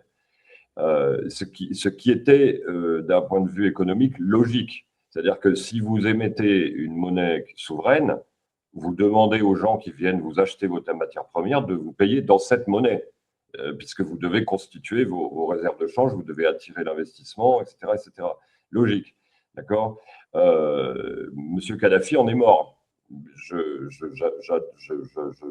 J'affirme quelque chose qui est peut-être un petit peu pas forcément très connu, mais une des raisons, peut-être même la raison principale de son assassinat, relève de ce projet-là. Ça n'a pas du tout plu aux États-Unis qu'ils poussent cette idée-là parce que ça allait diminuer clairement la domination du dollar sur toute l'Afrique, ce qui leur posait un énorme problème. Il n'est pas du tout. Il suffit de voir comment Hillary Clinton s'est réjouie de la mort en public de Kadhafi pour comprendre que les États-Unis voulaient vraiment l'abattre, alors que la Libye, honnêtement, qu'est-ce qu'elle posait comme problème concret aux États-Unis? Pas vraiment, d'accord. Donc, le sujet monétaire, de ce point de vue-là, est extrêmement sensible. Je vous rappelle que Saddam Hussein, encore une fois, je ne porte pas Kadhafi et Saddam Hussein dans mon cœur, hein. Je ne dis pas que c'était des anges, hein, loin de là. Mais sur le point de vue de la défense de leur peuple, puisqu'on parlait du peuple, ils essayaient au moins de se battre. Et Saddam Hussein avait annoncé, avant qu'il soit envahi par les Américains sous de faux prétextes, je rappelle, il avait annoncé qu'il voulait vendre uniquement son pétrole en euros et non plus en dollars. Et ça lui a coûté probablement la vie aussi, d'accord ? Donc, on voit bien que la décision qui devra être prise sur la valeur de l'éco, elle est hautement sensible et il est extrêmement probable que de fortes pressions viennent de la zone euro et peut-être même des Américains pour ne pas se détacher de l'euro. En tout cas, on peut l'imaginer si on regarde un peu l'histoire des choses, hein. Donc pour moi, ici, ce que j'en conclus, c'est que la volonté politique, et donc le politique est censé représenter quand même le peuple, et j'ai beaucoup apprécié ce qui a été dit avant, la volonté politique, est-ce qu'elle est vraiment d'obtenir une vraie souveraineté, hein, dont on a bien expliqué avant qu'il n'y avait pas de souveraineté monétaire. La preuve en est, c'est l'écart de coût de crédit, par exemple. Enfin, une des preuves, il y en a plein d'autres, mais l'écart du coût du crédit accordé aux entreprises et aux populations dans la zone CEDEAO est 2 à 3 fois plus élevé que pour une entreprise européenne qui emprunterait des euros. Ce qui est juste absurde. On est dans une zone qui aurait justement besoin d'attirer de développer l'entrepreneuriat et développer les économies locales, développer les échanges locaux.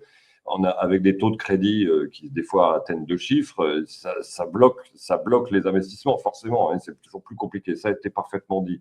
Donc la souveraineté monétaire, c'est pas non plus un mirage. C'est quelque chose qui, si on l'obtient, on a des bénéfices réels. Et surtout, on peut adapter l'outil monétaire à la réalité de l'économie. Si l'économie va bien, on peut relâcher les taux. S'il y a de l'inflation, on les augmente. Enfin, on pilote son économie à travers la Banque centrale et les décisions qu'elle prend sur ce genre de choses. Aujourd'hui, force est de constater que la BCEAO n'a quasiment pas de levier. Elle en a très peu.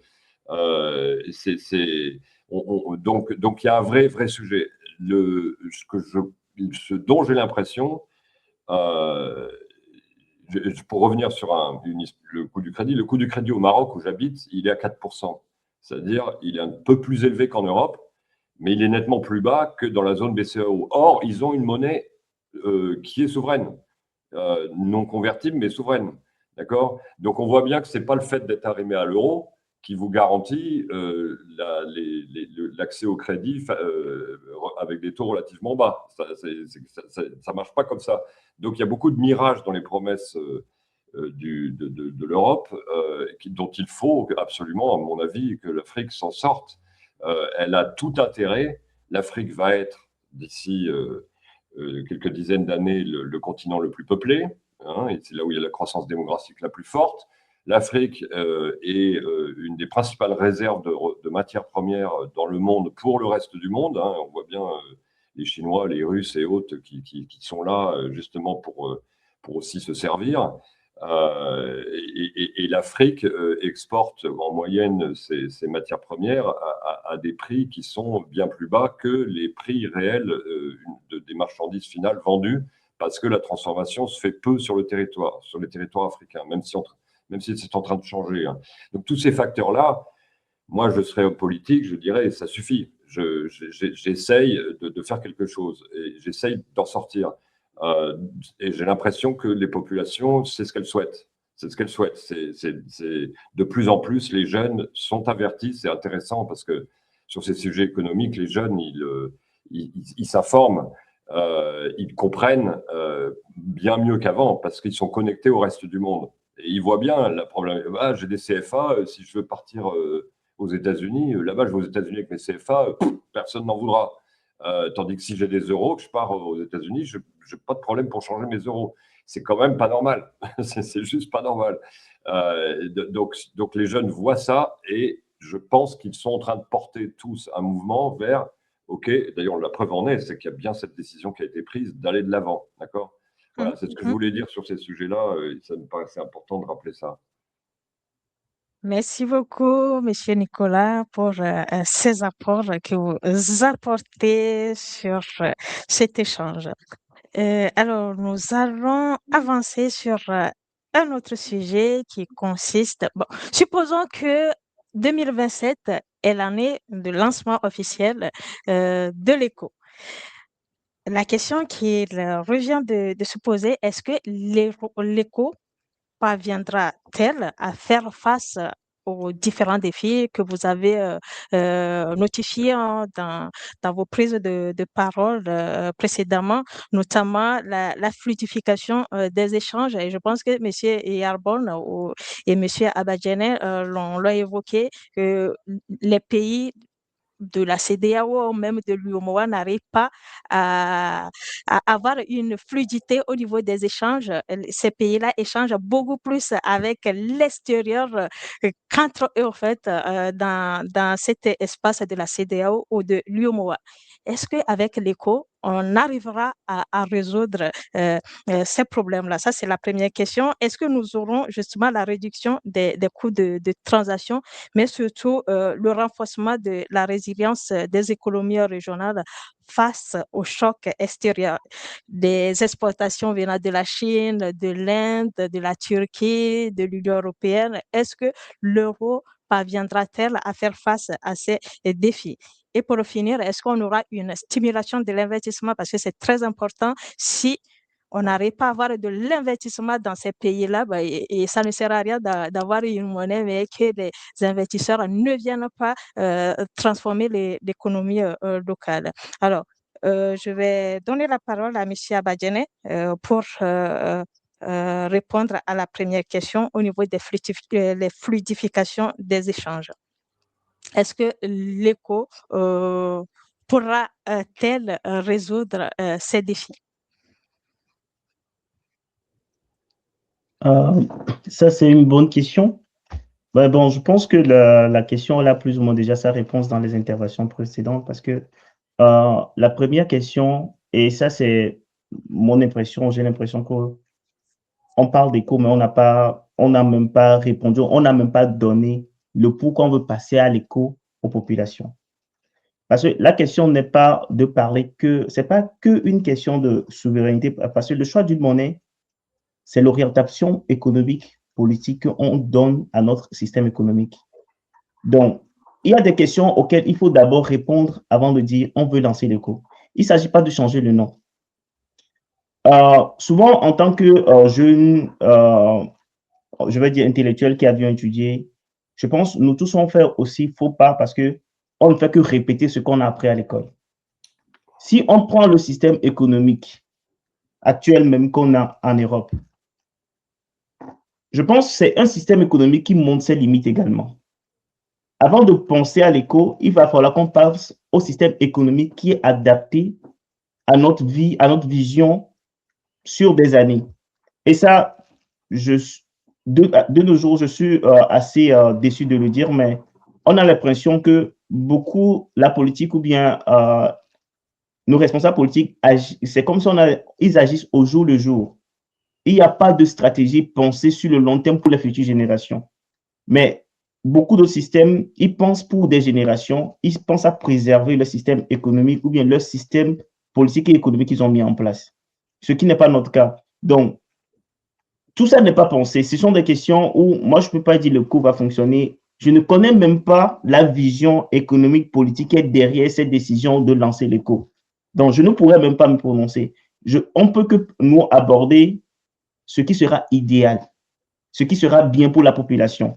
Mais en soi, dire que l'éco peut faire ci, ça, on ne connaît même pas la vision pour y répondre. Donc, il va falloir que soit on ait le courage de poser des questions et qu'ils nous répondent et qu'on sache le pourquoi cet éco, quelles sont les raisons, et ensuite on va pouvoir se positionner. Mais nous, je pense que le sens de cela, c'est d'apporter notre contribution et de dire ce qui est faisable en soi. Si le moment de parler de cette contribution, on peut l'aborder, mais parler de la situation réelle des causes, vraiment. On ne se prononce pas. Monsieur Yarbom, qui est beaucoup plus optimiste à l'éco, qu'est-ce que vous pensez? Est-ce que l'éco parviendra-t-elle à résoudre ces défis, notamment la fluidification des échanges, la réduction des coûts de transaction et la stimulation de l'investissement? Votre micro, s'il vous plaît.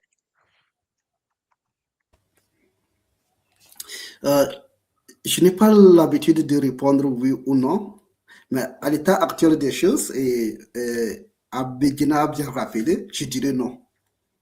Je dirais non dans la mesure où, oui, est-ce que la monnaie va résoudre le problème d'investissement ou tous les flux de l'Afrique de l'Ouest ou de la CEDEAO? La monnaie, l'éco, sur le plan géopolitique, je pense que c'est capital qu'on passe des francs CFA pour l'éco, sur le plan géopolitique, et pour aussi donner de l'espoir à la génération et se débarrasser de ce fardeau de la colonisation.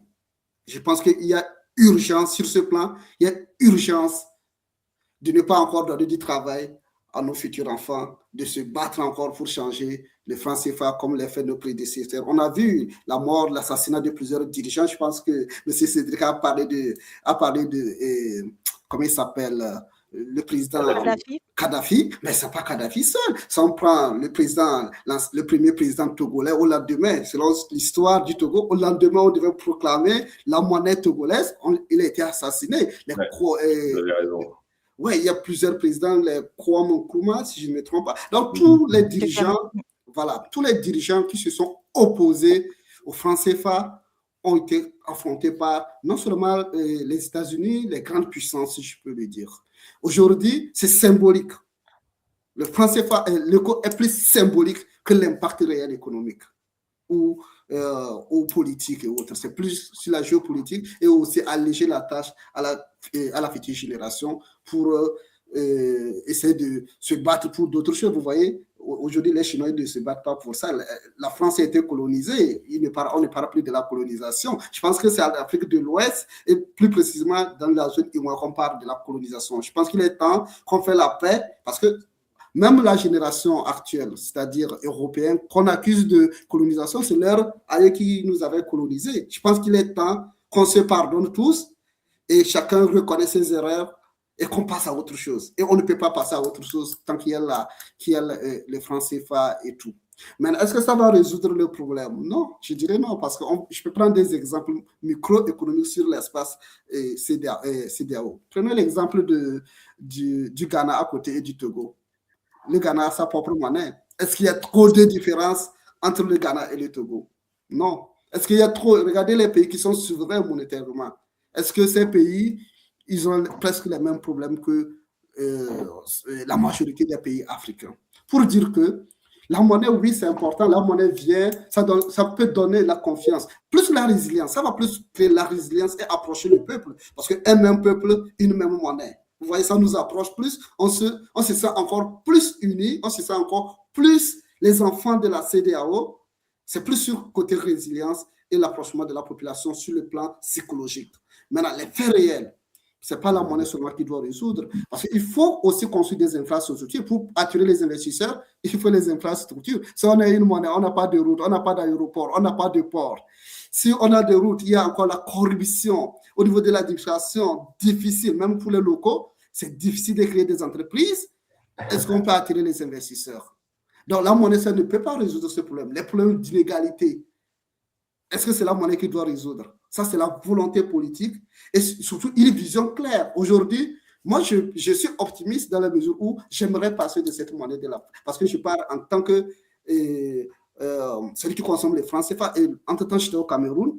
Je vois Cameroun, ils utilisent les francs CFA, différents du franc CFA. Vous voyez même, le Cameroun, M. Cédric parlait de la France des États-Unis. Entre les pays de l'Afrique centrale et les pays de la CEDEAO, on a une même monnaie, c'est-à-dire qui s'appelle franc CFA, mais on ne peut pas utiliser. C'est-à-dire la monnaie du Togo n'a pas de valeur au Cameroun. Vous voyez? Donc, il faut qu'on arrive à passer cette barrière. Et moi, je pense que même ces pays de l'Afrique centrale qui utilisent l'économie devaient rejoindre à l'éco pour d'abord débarrasser de cette monnaie. Et après, on va réfléchir, voir quelle vision. Parce qu'aujourd'hui, pour être clair avec vous, je ne suis pas trop sûr que nos dirigeants ont une vision claire de ce qu'ils veulent faire de l'éco. Sinon, à l'heure là, ils ne devaient pas avoir ce genre de problème. Et il faut vraiment... Vous avez évoqué un point ou un élément très intéressant que les pays de la CIMAC devraient peut-être rejoindre. D'abord, je pense qu'il reste des observateurs, hein, comme les pays de l'AES également. Ils vont être des observateurs, voir comment ça va se passer, parce qu'eux aussi, ils ne vont pas prendre le risque tout de suite de rentrer dans la dynamique si devant n'est pas bon.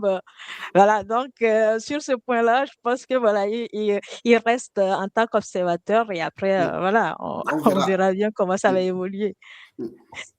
Alors, Monsieur Cédric, dans votre article, vous avez annoncé un point très intéressant vers la fin. Vous avez dit le lancement d'une monnaie n'est pas un acte d'émission, c'est un acte de crédibilité et la crédibilité se construit avant l'annonce, pas après. J'ai trouvé ça très intéressant et j'aimerais que vous décortiquez un peu plus ce que vous avez voulu dire dans vos propos. Oui, et ce que vient de dire M. Yarbonne est assez essentiel. C'est effectivement pas la monnaie qui va résoudre tous les problèmes. Ça, je suis tout à fait d'accord. Par contre, c'est quand même une condition nécessaire. C'est-à-dire que si vous n'avez pas le contrôle de certains indicateurs économiques clés, c'est quand même beaucoup plus difficile de piloter le développement de votre pays. Et ça fait pas un pli. Tous les pays, parce qu'il y en a d'autres, hein, il y a notamment, vous sachiez par exemple qu'il y a dans le monde, il y a 11 pays qui utilisent, en dehors des États-Unis, il y a 11 pays qui utilisent le dollar comme monnaie principale, alors que ce ne sont pas les États-Unis. C'est-à-dire que ce sont des pays qui sont complètement dépendants de la monnaie dollar. Et souvent, ils avaient leur propre monnaie, et puis elle s'est tellement effondrée et puis que les gens ont commencé à utiliser le dollar beaucoup plus que la monnaie locale. Donc, finalement, ils ont dit, bon, OK, on abandonne complètement notre monnaie. Mais ces pays-là, ils ont aucun contrôle sur leur économie. Et donc, ils sont totalement dépendants. Donc, on voit bien que la monnaie, c'est une condition nécessaire, pas suffisante, mais c'est une condition nécessaire. Il faut avoir le contrôle sur sa monnaie. Quand je parlais de crédibilité, c'est le sujet central. Pour moi, je l'associe au courage. C'est-à-dire, est-ce que les dirigeants politiques, parce que c'est quand même des dirigeants politiques qui vont prendre cette décision de à quoi j'attache cette monnaie, comment elle sera gérée, etc. Donc, c'est pas le peuple directement qui décide, c'est des dirigeants qui sont au pouvoir. Et comme vous le savez, dans certains pays de la zone, c'est pas le peuple qui a élu, notamment les pays de l'AES, c'est pas le peuple qui a élu les dirigeants actuels. Ils ont pris le pouvoir, d'accord. C'est pas une critique, c'est un fait. Hein, et ils ont décidé, ce qui est très, ils ont décidé de sortir de la CEDEAO, probablement par un peu désespoir de voir comment leur situation sécuritaire avait été très mal gérée et que la CEDEAO ne les a pas du tout protégés des gros problèmes qu'ils ont avec les terroristes, etc. Donc, il y a des sujets qui ne sont pas du tout monétaires. En fait, les raisons de sortie ne sont pas monétaires. C'est d'autres raisons. Et pourtant, ils ont gardé le franc CFA. Okay, mais pourquoi ils ont gardé le franc CFA? C'est parce qu'en fait, ils n'avaient pas vraiment le choix à court terme. C'est que remplacer une monnaie, ça coûte cher, c'est compliqué, surtout dans un pays où il y a de l'instabilité, c'est très compliqué. Donc, ils ont fait un demi-choix, je dirais. Ok, je sors de la CEDEAO, mais je garde la même monnaie, etc. On voit bien que c'est une situation transitoire, d'accord. Mais en même temps, je ne pourrais pas les blâmer du fait de leur désir de récupérer de la souveraineté. C'est intéressant parce que ils n'ont pas fait ça de la meilleure façon possible. Prendre le pouvoir par les armes, ce n'est pas l'idéal. Mais par contre, qu'est-ce qu'ils ont montré? Ils ont montré que les peuples de ces pays, qui quand même soutiennent plutôt bien, enfin il y a des variations, mais ces dirigeants militaires aujourd'hui qu'on a là ont été souhaités par une partie de la population non négligeable parce qu'il y avait trop de désordre, d'accord. Et qu'est-ce qu'ils ont fait quand ils sont arrivés au pouvoir? Récupérer de la souveraineté, récupérer le contrôle de la vente de leurs matières premières, sur l'or, sur l'uranium, etc. Pour simplement les vendre à des prix décents, puisque c'est quand même un véritable scandale. Le Niger vendait son uranium à des prix qui étaient... en fait, c'était le prix du marché, mais le problème, c'est que la part qui restait au pays restait quand même relativement faible. En tout cas, pas du tout. Donc on voit bien qu'on avait cette exploitation. Donc il fallait récupérer au moins déjà cette souveraineté-là. Attendez, vous venez chez moi pour prendre de l'or et de l'uranium, ben payez-le le prix normal. Bon, après, où va l'argent, tout ça, c'est d'autres questions. Mais donc ces trois pays ont montré concrètement, OK, maintenant on en a marre d'être des pions d'un jeu qui ne nous concerne pas, on reprend notre souveraineté. Ce que j'espère, c'est que ce qui se passe en ce moment sur les causes, ça soit la continuité du même phénomène social, c'est je veux reprendre le contrôle de mon économie, en tout cas pouvoir avoir des leviers importants sur cette économie. Ça a été très bien dit également, c'est que si vous n'avez pas de politique douanière favorable à l'intérieur de la zone, si vous n'avez pas la libre circulation des personnes, et si vous avez tout un tas de complexités pour faire du commerce entre ces pays-là, c'est pas de changer la monnaie qui changera quoi que ce soit. Il faut s'occuper de tous les autres sujets. Mais c'est là où on voit que la politique, elle peut avoir un effet d'entraînement. C'est-à-dire que si les États de la CEDEAO disent « OK, on va lancer l'éco », ce qu'ils ont fait, et qu'en plus, ils prennent une décision forte de ne plus l'arrimer à l'euro et de trouver un autre moyen de fixer la valeur, il y a plusieurs options possibles, à ce moment-là, il y aura un message politique fort en disant au peuple, regardez, ça y est, on est en train enfin de se détacher de cet héritage qui a quasiment 80 ans maintenant. C'est quand même absolument incroyable qu'il ait fallu, attendre 2019, donc presque 70 ans, plus de 70 ans après l'introduction du franc CFA, pour avoir simplement le droit de récupérer l'argent qui rentre dans le pays, tout l'argent, et pas en mettre la moitié en France. Donc on voit quoi là-dedans? S'il a fallu 70 ans pour sortir d'une situation simplement scandaleuse, c'est qu'il y a eu des pressions sur tous ces dirigeants pendant toute cette période pour que surtout rien ne change. D'accord? Donc là, il y a un changement qui s'amorce. Pour moi, c'est porteur Et d'espoir. Monsieur Nicolas, je ne vais pas vous couper quand vous parlez justement qu'il a fallu au moins 80 ans pour se réveiller de son sommeil et dire ouais, il faut qu'on sorte du franc CFA. D'une part, est-ce que ces dirigeants-là, justement, n'étaient pas complices de... Je vous laisse dire. Ben oui, parce que d'une part, j'ai vu que vous avez cité le professeur Akakom Nwugbo dans votre article. Oui, lui, il a fait par exemple partie du gouvernement au Togo et il dit clairement que d'une part, le franc CFA, ça arrange certains dirigeants africains. C'est pour cela qu'ils ne prennent pas justement le temps d'aborder le sujet et de mettre en place une feuille de route qui va leur permettre de sortir de cette monnaie coloniale. Donc, d'une part, on peut dire que voilà, cette monnaie arrange certains dirigeants africains. Certainement, certainement, mais on voit que c'est en train de changer. Tant mieux. Je vous laisse continuer dans votre démarche, M. Nicolas. Écoutez, j'ai à peu près dit. Alors, il y a un point quand même qu'il faut ne pas négliger non plus. Si on regarde la zone euro aujourd'hui, donc avec l'adoption de l'euro par le traité de Maastricht en 1993 et son introduction réelle dans les poches et les mains de tout le monde en 2001,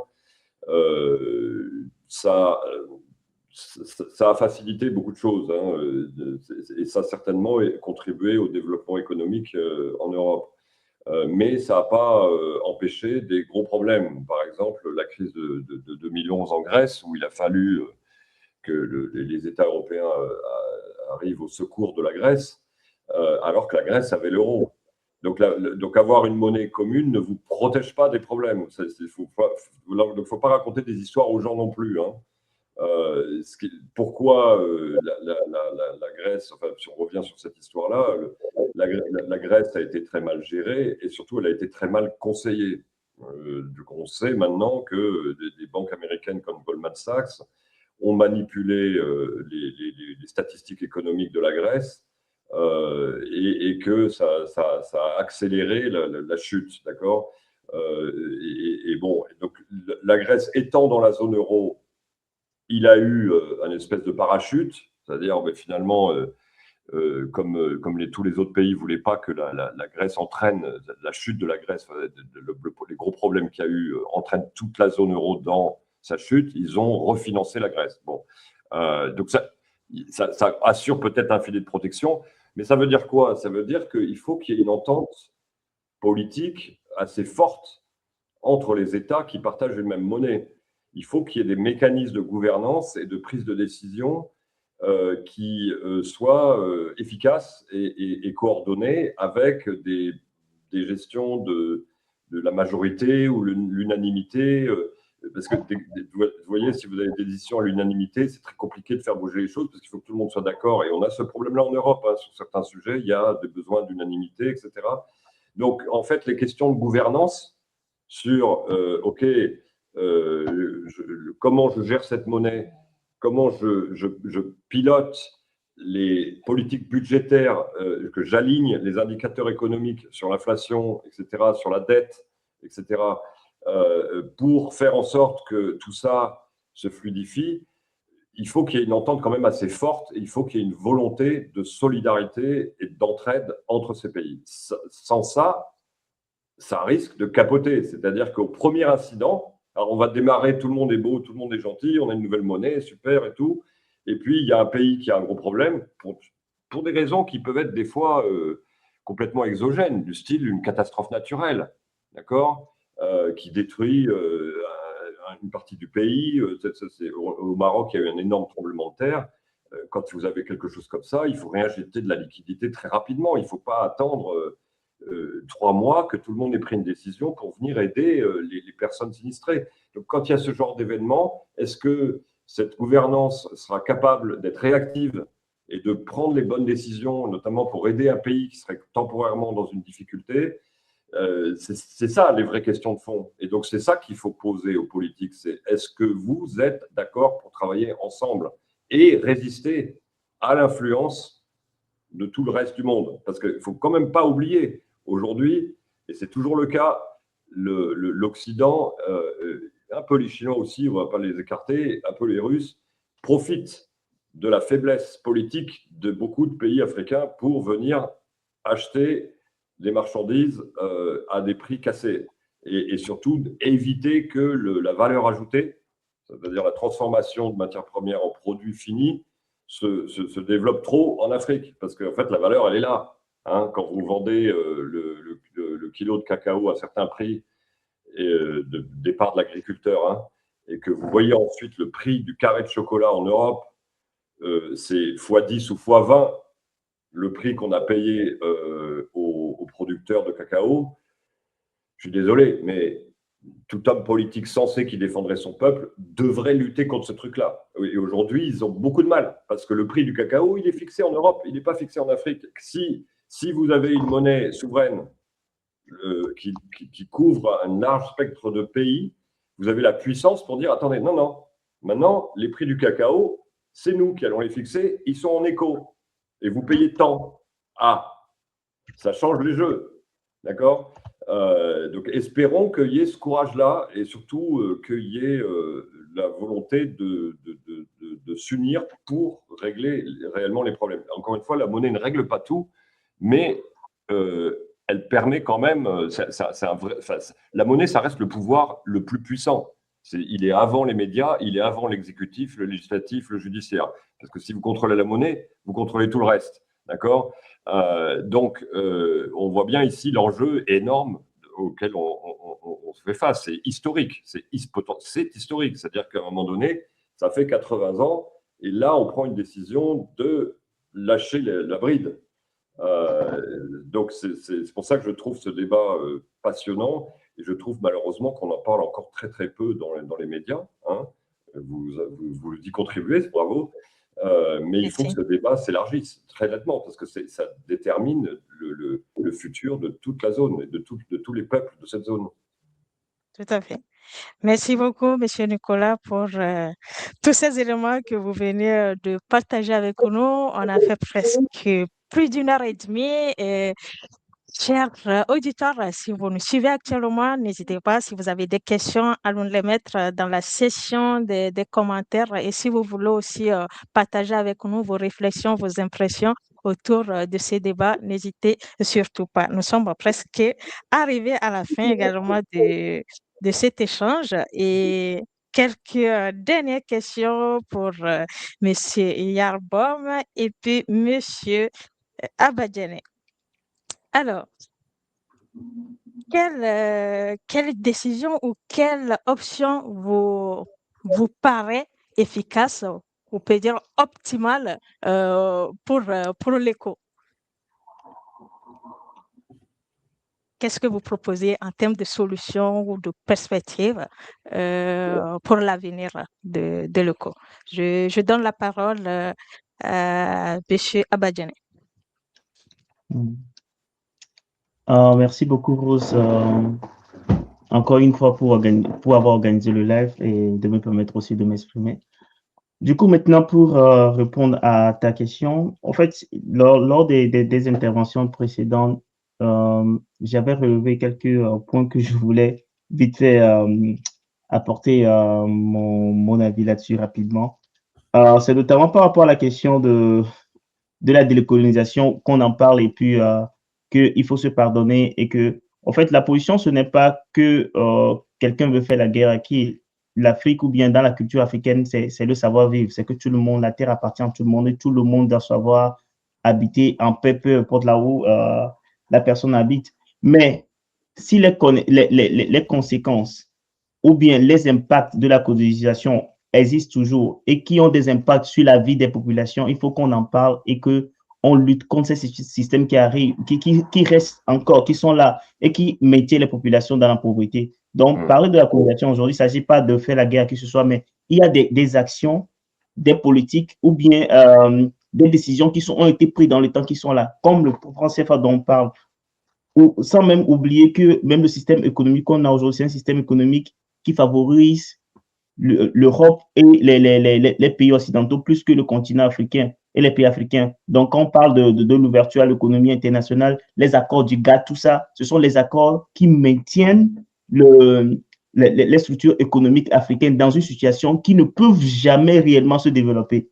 Donc, si on parle de ça aujourd'hui, sans parler des ajustements structurels dont les conséquences sont là, qu'on parle des polémiques aujourd'hui de la FMI avec le Sénégal, ce sont des choses qui sont réelles. Ce sont des mécanismes de maintien dans une situation de pauvreté durable. Donc, il faut que la jeunesse prend en main ces questions-là, qui les développe. Parce que si on n'en parle pas, on peut mettre en place tout le mécanisme. Et là, pour revenir même à la question de la monnaie l'éco, si ces décisions, si des décisions politiques ne sont pas menées pour réellement renégocier des accords, l'éco ne va rien faire.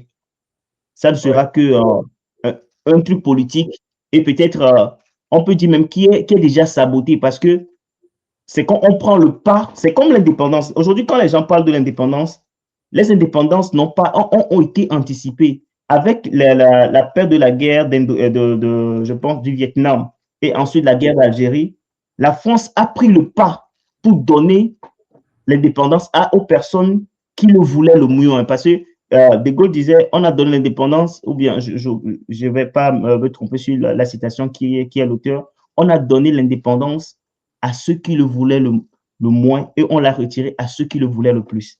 Donc, l'indépendance, soi-disant, que nous avons aujourd'hui, ce sont des indépendances hybrides, soi-disant, où on a remplacé les anciens maîtres par leurs valets qui remettent leur politique en place parce que rien n'a changé depuis si vous prenez le foncier, les grandes entreprises, même la dette coloniale, parce qu'il ne faut pas oublier que les dettes que les pays ont contractées pour pouvoir mettre en place la colonisation dans ces pays-là, les pays à l'indépendance ont hérité de la dette des pays coloniaux. Donc, il y a beaucoup de mécanismes qu'on doit se réveiller et en parler. Moi, bon, on essaie d'être le plus conciliant dans nos manières de parler, mais en même temps, il y a de vraies choses qui sont là et qu'on doit arriver à s'en saisir et en parler.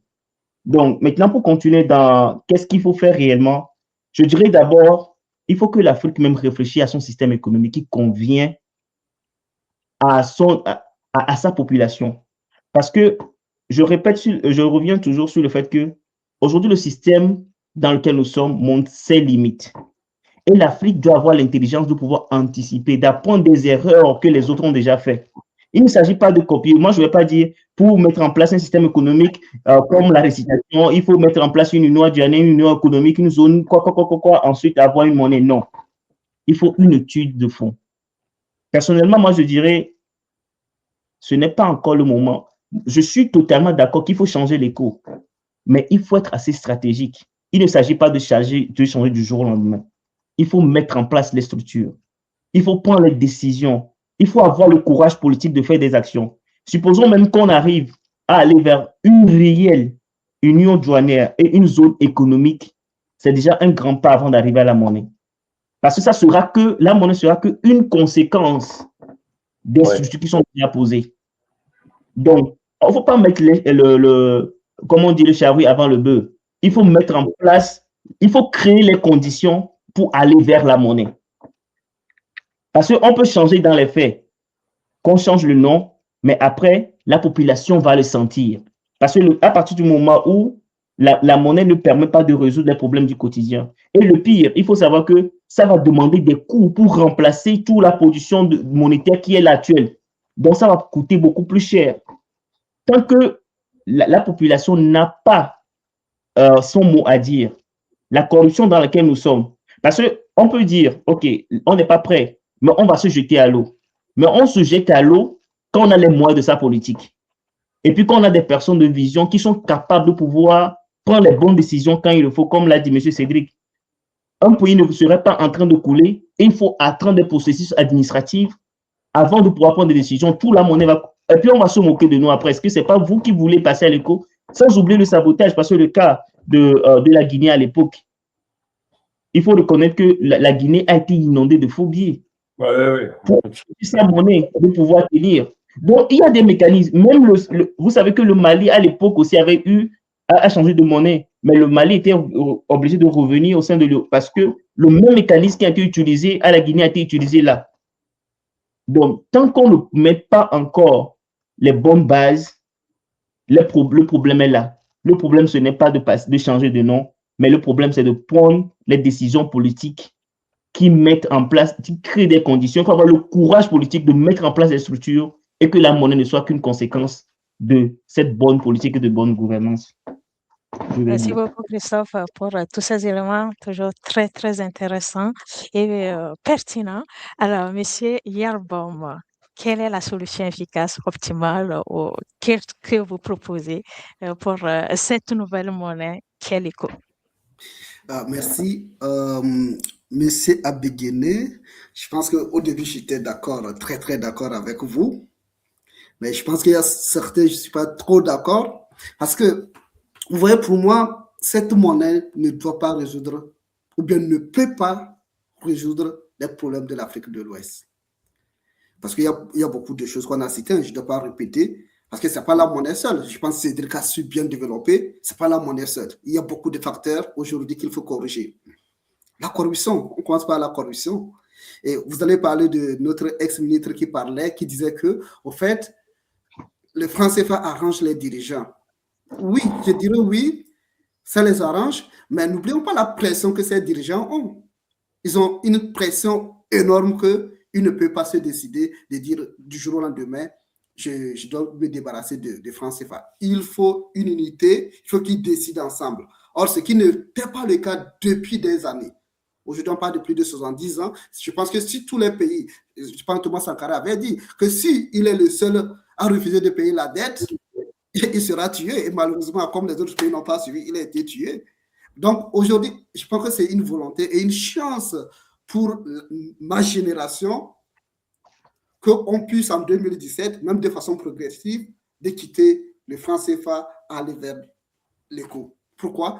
Économiquement, l'impact serait réel si vraiment tout ce que Abéguéné vient de dire, si on tient compte de la population, s'il y a le libre-échange, s'il n'y a pas la corruption, si vraiment il y a d'autres facteurs qu'il faut aussi travailler dessus, et la monnaie serait la conséquence, comme il vient de le dire. Mais quand même, il faut qu'on a, Cédric avait utilisé le mot le courage, il faut quand même féliciter le courage de ces dirigeants aujourd'hui, même il y a encore la divergence, mais qui osent quand même dire on va quitter le franc CFA. Et vous avez pris l'exemple de la Guinée. Vous savez, l'éco sera saboté. Cédric l'avait déjà dit, l'éco sera saboté, qu'on le veut ou pas. Même si on prend 10 ans, 20 ans encore avant de créer l'éco sera saboté. Parce qu'il y a d'autres, ou bien il y a certaines des puissances comme, on ne doit pas citer toutes les puissances. Ce n'est pas la France seulement. Souvent, on met le point sur la France. Ce n'est pas la France. Il y a d'autres puissances. Il y a la Chine, il y a la Russie, il y a les États-Unis. Personne ne veut voir l'Afrique se développer. Parce que tout le monde veut qu'on soit des consommateurs. Tout le monde veut venir chez nous puiser les matières premières et personne ne veut nous voir développer. S'ils ont l'audace aujourd'hui de sortir, de dire on va sortir du franc CFA, on va créer l'éco, si on va attendre d'être prêt, on ne sortira jamais. Et la future génération doit, au lieu de se concentrer sur l'intelligence artificielle, leur débat, on doit encore faire ce même débat qu'on est en train de faire aujourd'hui. Je pense que le fait d'avoir le courage de sortir permet d'abord à poser les bases parce que quand ils vont sortir du franc CFA, ils seront confrontés, en politique, on parle de réelle politique, ils seront confrontés de réelles monnaies, quoi. Donc des problèmes d'inflation, des problèmes de solidarité. Et c'est là aussi qu'on verra la vraie unité africaine. Sinon, depuis qu'on parle de la CEDEAO, c'est quoi la CEDEAO? Il n'y a quelle unité? Il n'y a pas de libre circulation, il n'y a rien. Mais je pense que quand il y aura la monnaie et que le taureau sera confronté par un problème, on va voir si les autres pays seront derrière lui, parce que sans cette solidarité, la Grèce n'allait pas s'en sortir. Et c'est pour ça qu'il y a l'entraide. Si vraiment il y a la solidarité et l'entraide, et je pense que la monnaie on pouvait voir si vraiment on est un peuple, un même peuple, ou bien c'est dans la théorie qu'on crie de partout dans les médias, on est un seul peuple, on est un seul peuple. Mais je parle du fait d'avoir le courage d'abord de sortir, on sera confronté, on va ce qu'on a fait à la Guinée, on va faire ça à l'Afrique. On va attendre à toutes ces choses-là. Peut-être il faut qu'ils pensent à ces choses et voir comment anticiper. L'éco sera saboté. Déjà, même depuis fort longtemps, vous avez vu l'année passée, l'année passée, quand on avait annoncé le lancement de l'éco, vous avez vu la réaction de Macron, quand il est venu avec le président Alassane Ouattara, ça a freiné, ça a refroidi l'engouement qu'il y avait sur l'éco. Aujourd'hui, personne n'a le même engouement, parce qu'on ne sait pas quelle est la nature de l'éco aujourd'hui. Donc, mais le fait d'avoir la volonté de quitter permet d'affronter les problèmes, parce que c'est comme un enfant. S'il n'ose pas d'abord faire les 4 pas, il ne va pas se lever du jour au lendemain et marcher. Je pense qu'on a à genoux, il faut qu'on essaie de ramper, c'est pour ça de façon progressive, il faut certains pays qui restent observateurs, et après chacun rentre progressivement. Il faut qu'on soit, parce qu'on a aujourd'hui, on est des intellectuels. Aujourd'hui, on a tout, on a de l'or, on est riche, on a les matières premières.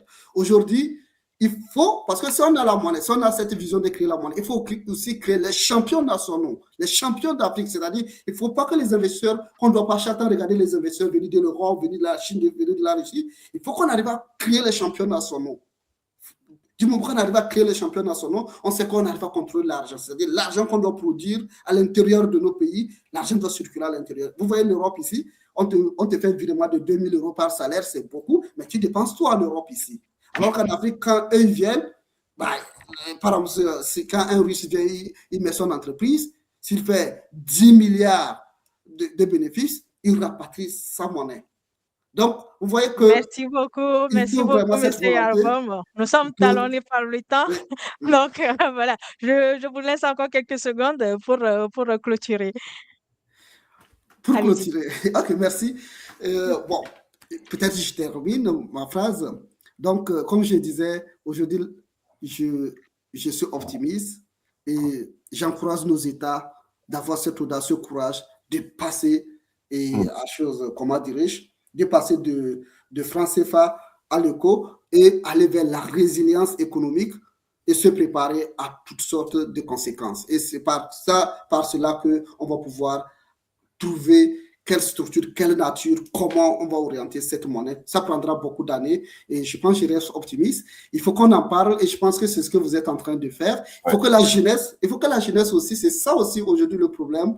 On crie toujours nos dirigeants, mais on voit que la jeunesse n'agit pas.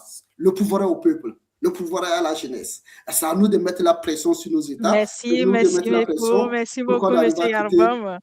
Nous avons pu avoir l'autre. Merci pour tous vos éléments. Alors, nous allons maintenant donner la parole à M.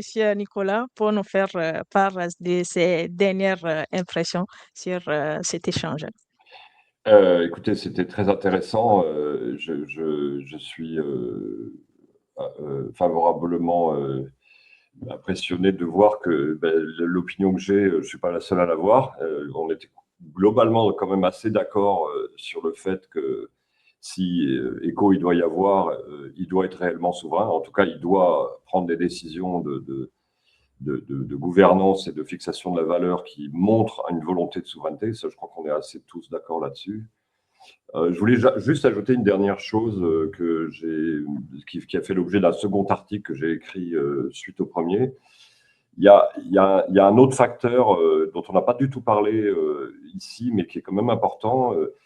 Il faut savoir que dans la zone CFA, le cash, l'utilisation des espèces est beaucoup plus important qu'en Europe. En Europe, il n'y a que 10% des échanges commerciaux et financiers qui se font en cash et en pièces et en billets.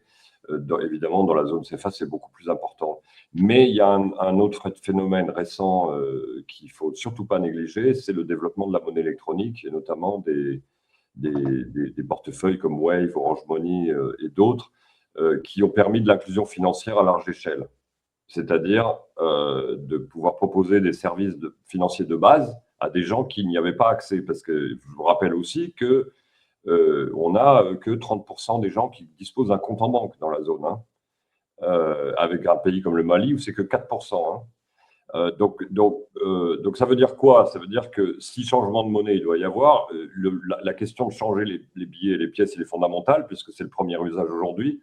Mais la question de la monnaie électronique, puisqu'on voit qu'il y a eu un très très fort développement de la mobile money et des nouveaux moyens électroniques qui est là, doit être prise en compte. Et notamment, pourquoi? Parce qu'on le voit, et ça c'est ma spécialité, les stablecoins, donc la crypto stable basée sur le dollar, commencent à être un risque sur l'indépendance monétaire dans certains pays, comme au Nigeria ou dans l'Afrique de l'Est, où on voit que de plus en plus de personnes échangent avec des stablecoins en dollars. Donc là, on se retrouve avec un autre problème, c'est qu'on était attaché à l'euro et on voit le dollar qui nous envahit via le monde numérique. Oui. Donc, c'est l'objet de mon deuxième article. ça pourrait être l'objet d'un autre débat. Oui, parce oui, que, bien sûr, voilà. c'est ce que justement j'allais vous proposer, qu'on reviendra justement sur un autre débat parce qu'il y a tellement de choses à Ouais. dire qu'on ne peut pas finir ça en 2 heures. En tout Donc, cas, ce que merci je vous beaucoup. propose, c'est de revenir dans un second débat pour continuer cette discussion. En tout cas, merci, messieurs, de vous avoir pour cet échange-là qui a été vraiment très intéressant. Merci pour votre disponibilité. Merci à notre auditoire, tous ceux qui sont là. Voilà, il y a quelques messages que je vais passer en revue. Merci, merci à vous, tous ceux qui sont restés, tous ceux qui vont regarder le replay après. N'hésitez pas à nous faire part de vos impressions, réflexions, mais surtout de vos questions. Nous prendrons le temps de vous répondre. Merci à vous, Merci chers beaucoup. messieurs. Je vous souhaite une très bonne soirée et à très prochainement sur Rose TV Network. Merci, Bonne au revoir. soirée. Oui, au revoir. Au revoir. Au revoir. Rejoignez Rose TV Network pour les échanges, les partages autour de l'entrepreneuriat, du management de projet, des métiers dans l'IT et de l'intelligence artificielle. Join Rose TV Network for valuable discussion and insight. Rose TV Network, la chaîne de référence, la chaîne du futur.